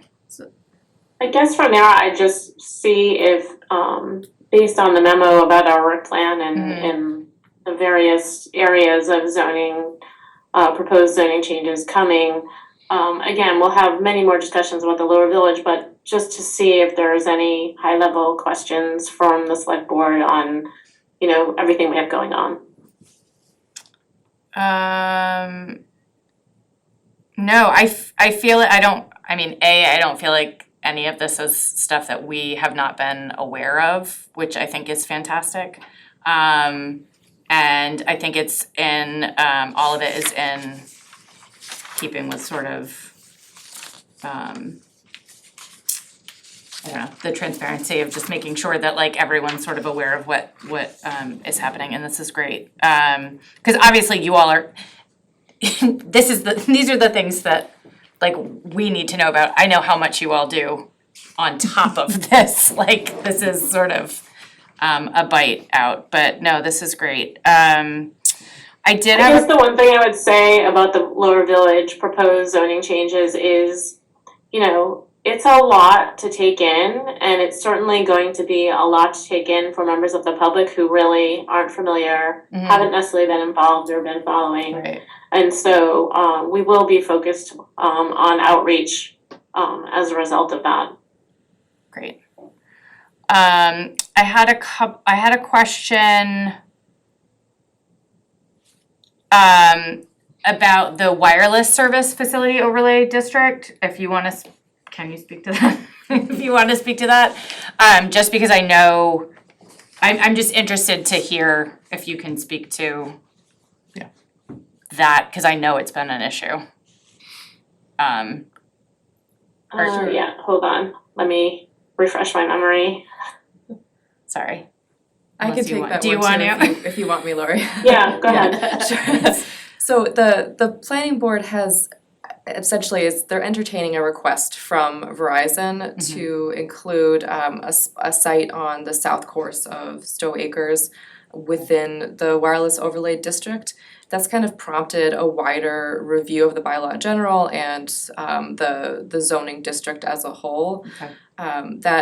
We're still very early on in that discussion. The planning board has not discussed that themselves, apart and away from the owner of Stow Acres and Verizon. So we're throwing that out there because it may be on the warrant, but we definitely have a lot more to discuss there. Okay, okay. Sorry, it just piqued my interest because I was curious. Yeah, and Definitely. that is a lot more than housekeeping.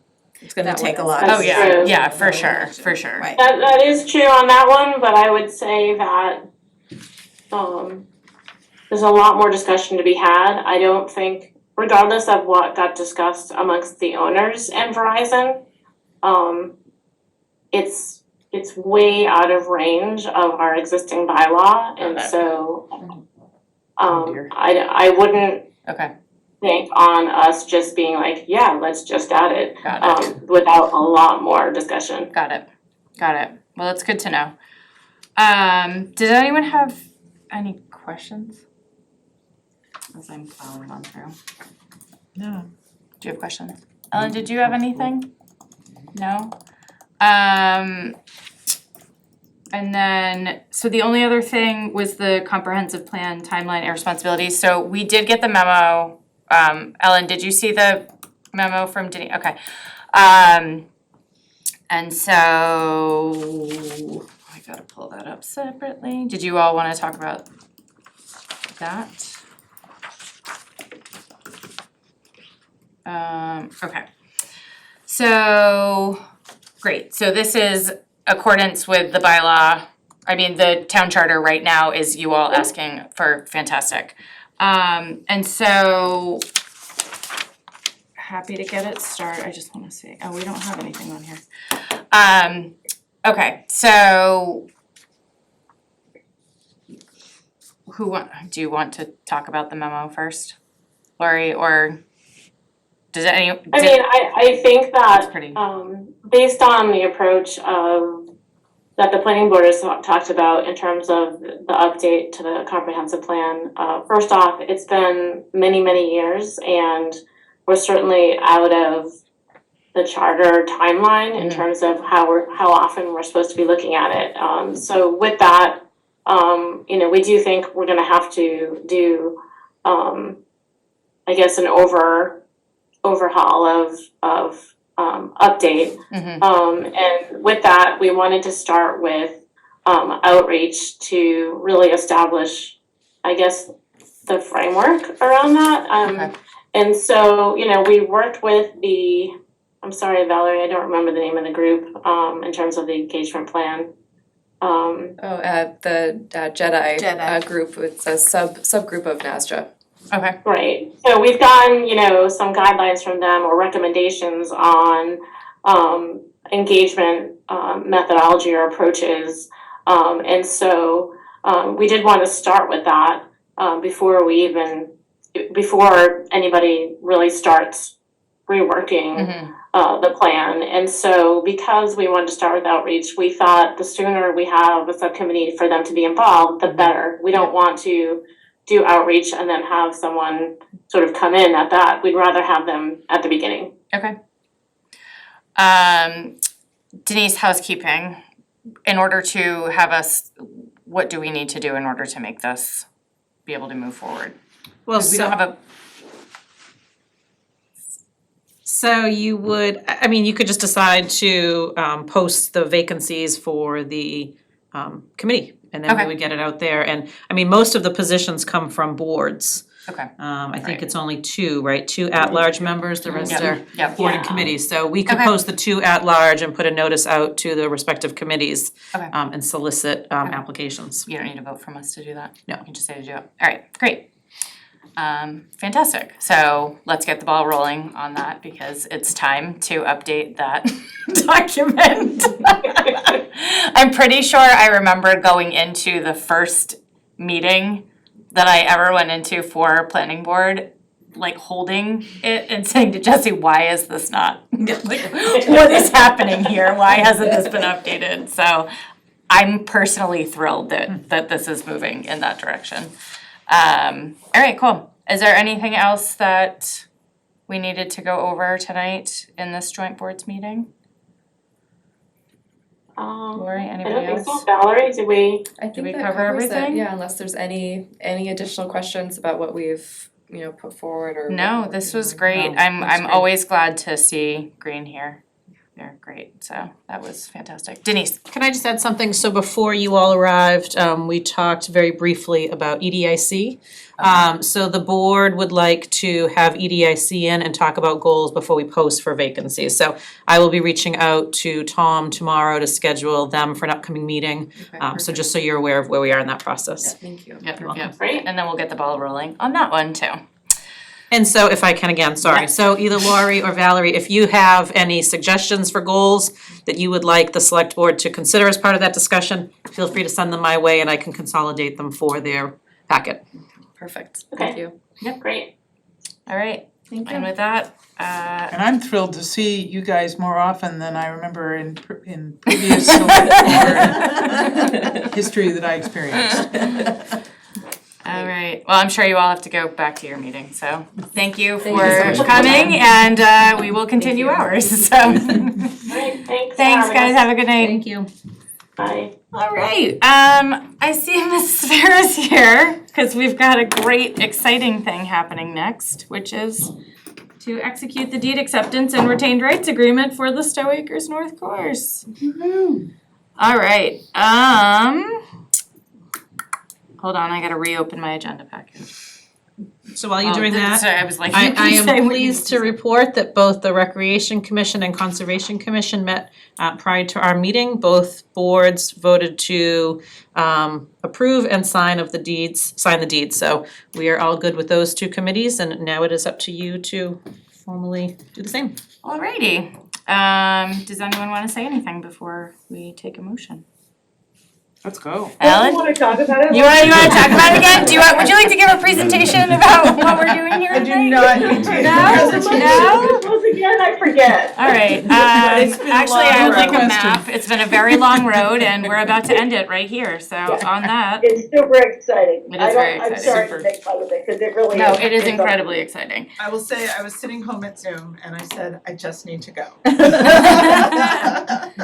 Alright, Can I just before you? Denise. So there are two pieces of this, so it is the deed acceptance and then the retain rights agreement, which we talked about many months ago. We are scheduled to close formally on Friday morning. Great. We have the funding all set, ready to be wired tomorrow. And actually, we may have mentioned this previously, but we have a monthly meeting with Stow Acres and Mark O'Hagan, and it has been on Zoom, and we're actually gonna hold that in person tomorrow as sort of a little celebration to sort of end one chapter of this and then kick off the new chapter of us taking ownership and starting the planning process. So it is very exciting, really looking forward to what's gonna happen and, going through the next many months of planning and working on this process. Amazing. Comment. And I just, say your comment. Reading through the agreement, I was really just thinking through all of the moving parts of the purchase price and the lease back and the different parcels to accommodate the different things that needed to happen. I just thought it's amazing what you guys pulled off. I mean, not just the big, 30,000 feet, oh cool, we're conserving this, but all of the minutia, it's a real work of art. Yeah. It's pretty cool. I will say that I saw what it could have been very early on when I sat in those planning board meetings, and this is a gift to this town. And I'm really proud for all of the work that you all put in. It's amazing for everyone to be able to understand that. So thank you. Thanks, and if I could just add, I think we've done an amazing thing in Stow, and both Bob Wilbur and I are gonna be presenting this project at the Mass Association of Conservation Commissions Annual Conference, at the Mass Land Trust Coalition Annual Conference, both in March, I think. And then I'm also presenting next month at the Massachusetts Open Space Conference. So, Amazing. There's a lot of interest from around the state in hearing what we've done. The other thing I just wanted to add is we have created a web page on the front of the town's website, so it's right next to COVID, with everything about this project. So we're trying to gather in one place information about the land protection deals, the CRs, the maps, the plans, the photographs, information about the master planning, and information about the proposed development, really so that residents have one place they can go to get everything about the site. That's fantastic. That is. Thank you. All right, does anyone else have anything they wanna say before I take this motion? All right, I'll take a motion. I move to execute and sign the deed acceptance and retained rights agreement for Stow Acres North Course as presented at this meeting. Resounding second. All right, any further discussion?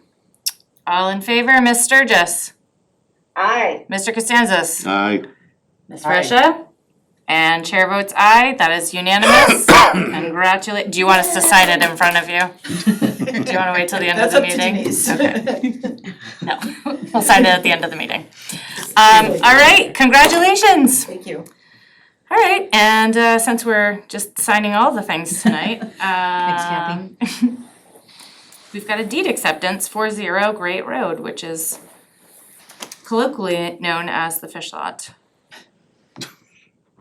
Yes. Never heard of it before till this point. All right, do you wanna just give us a quick overview? Or should we just? So this was at the town, accepted the donation at the annual town meeting last year, just going through the formality now. We've done title work and now we are just ready to accept the deed. There's zero cost for this one, it was a donation. Great. So Hector, this is a piece of property that could be useful in potentially getting water from point A to point B behind some of the businesses along the south side of Route 117. Yes, it's not necessarily a developable. So it's not Property. right at the intersection of Hastings and 117? No, it's behind.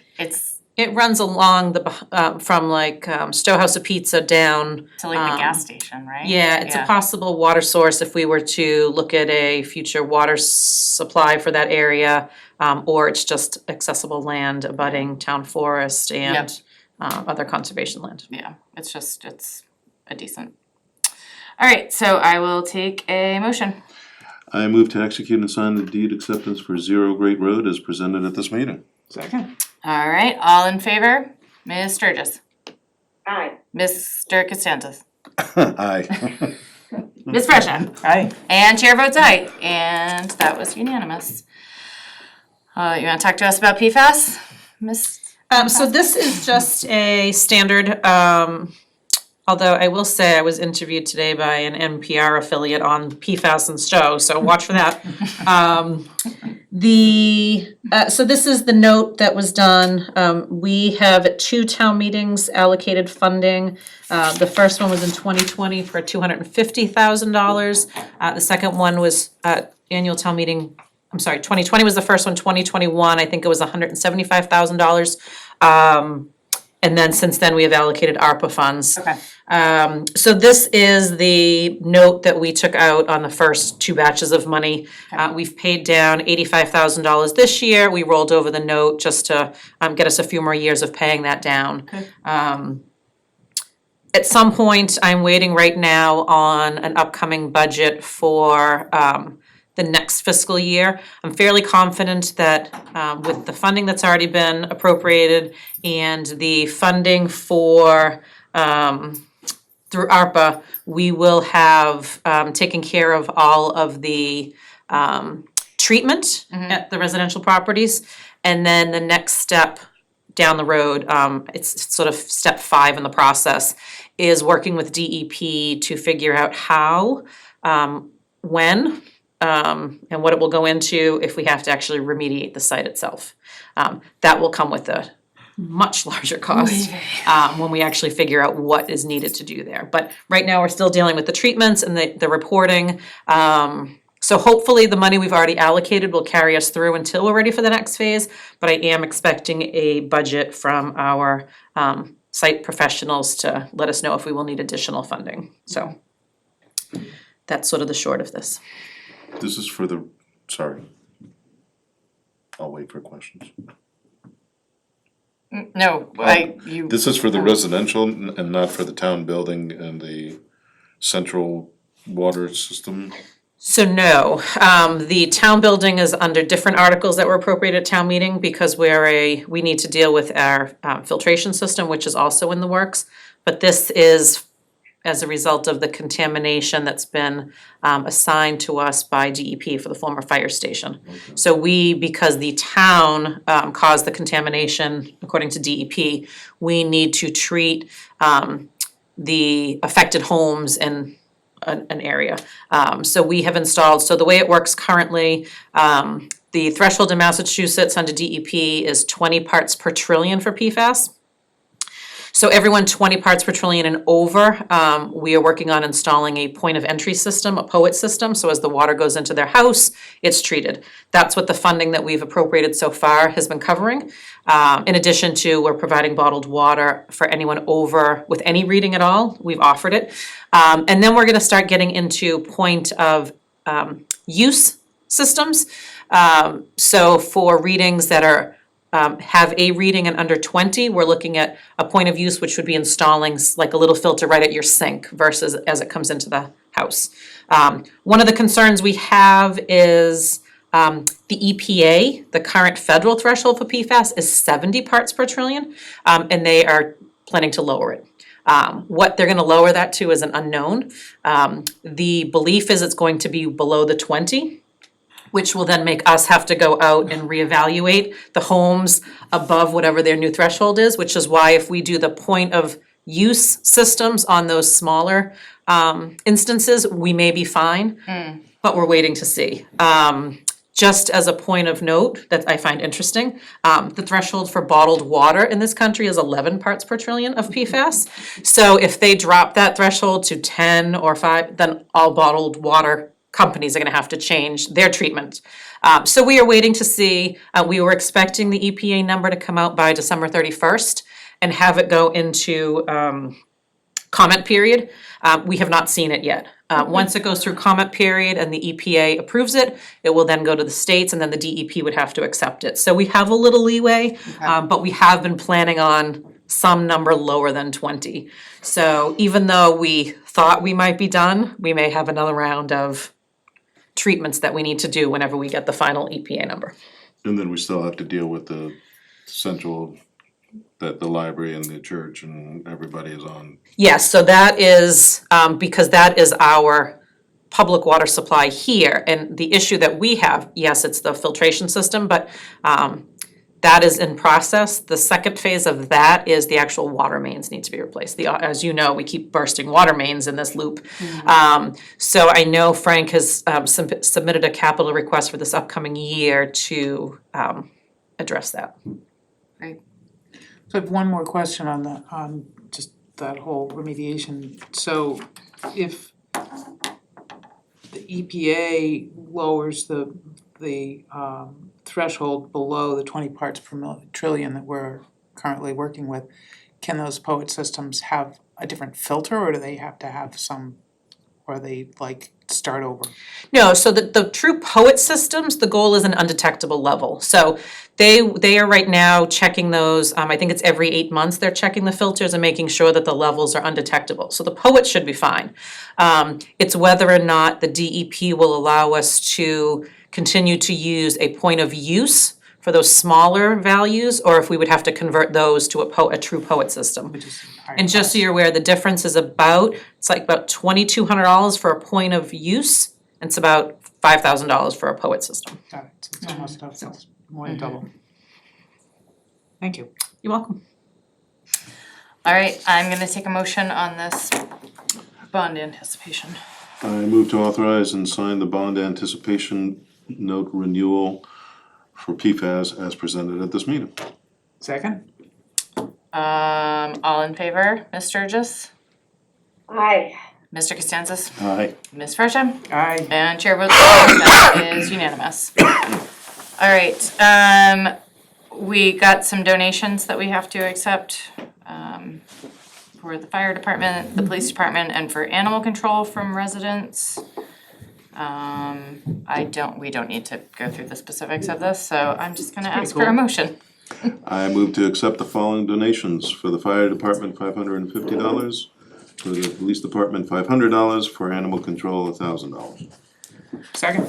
All in favor, Ms. Sturgis, Aye. Mr. Costanzas, Aye. Ms. Fresha, Aye. and chair votes aye, that is unanimous. All right, we're gonna go through meeting minutes for December 13th, 2022. Does anyone have any edits, notes? I have one on page 5. AL and BC Incorporated is 8 Hudson Road, not Hudson Street.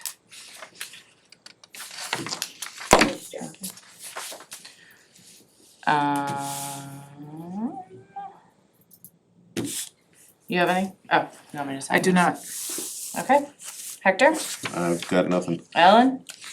I got nothing. All right, catch. then I will take a motion.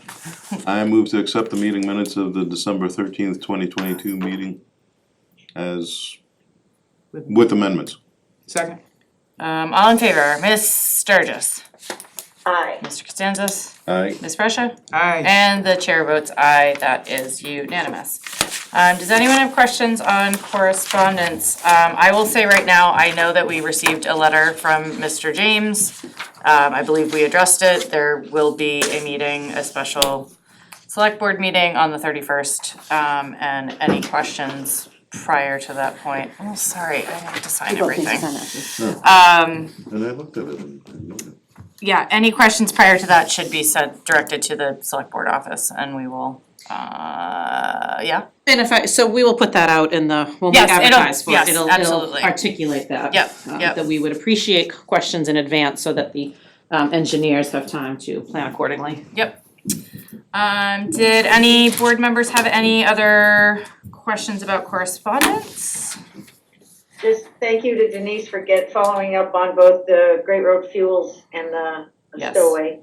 Interesting. Yes. That was. Yep. All right. If there's no other comments on that, I will take my last motion of the evening. I move that we adjourn. Second. Ms. Sturgis? I'm sorry, Megan, for making you go through all these rules. It's fine. But I vote aye. Mr. Costanzas? Aye. Ms. Fresha? Aye. And the chair votes aye, and that's unanimous. Good night, everyone. Thank you. Good night. Can we not have the rest of the year in these long meetings? No.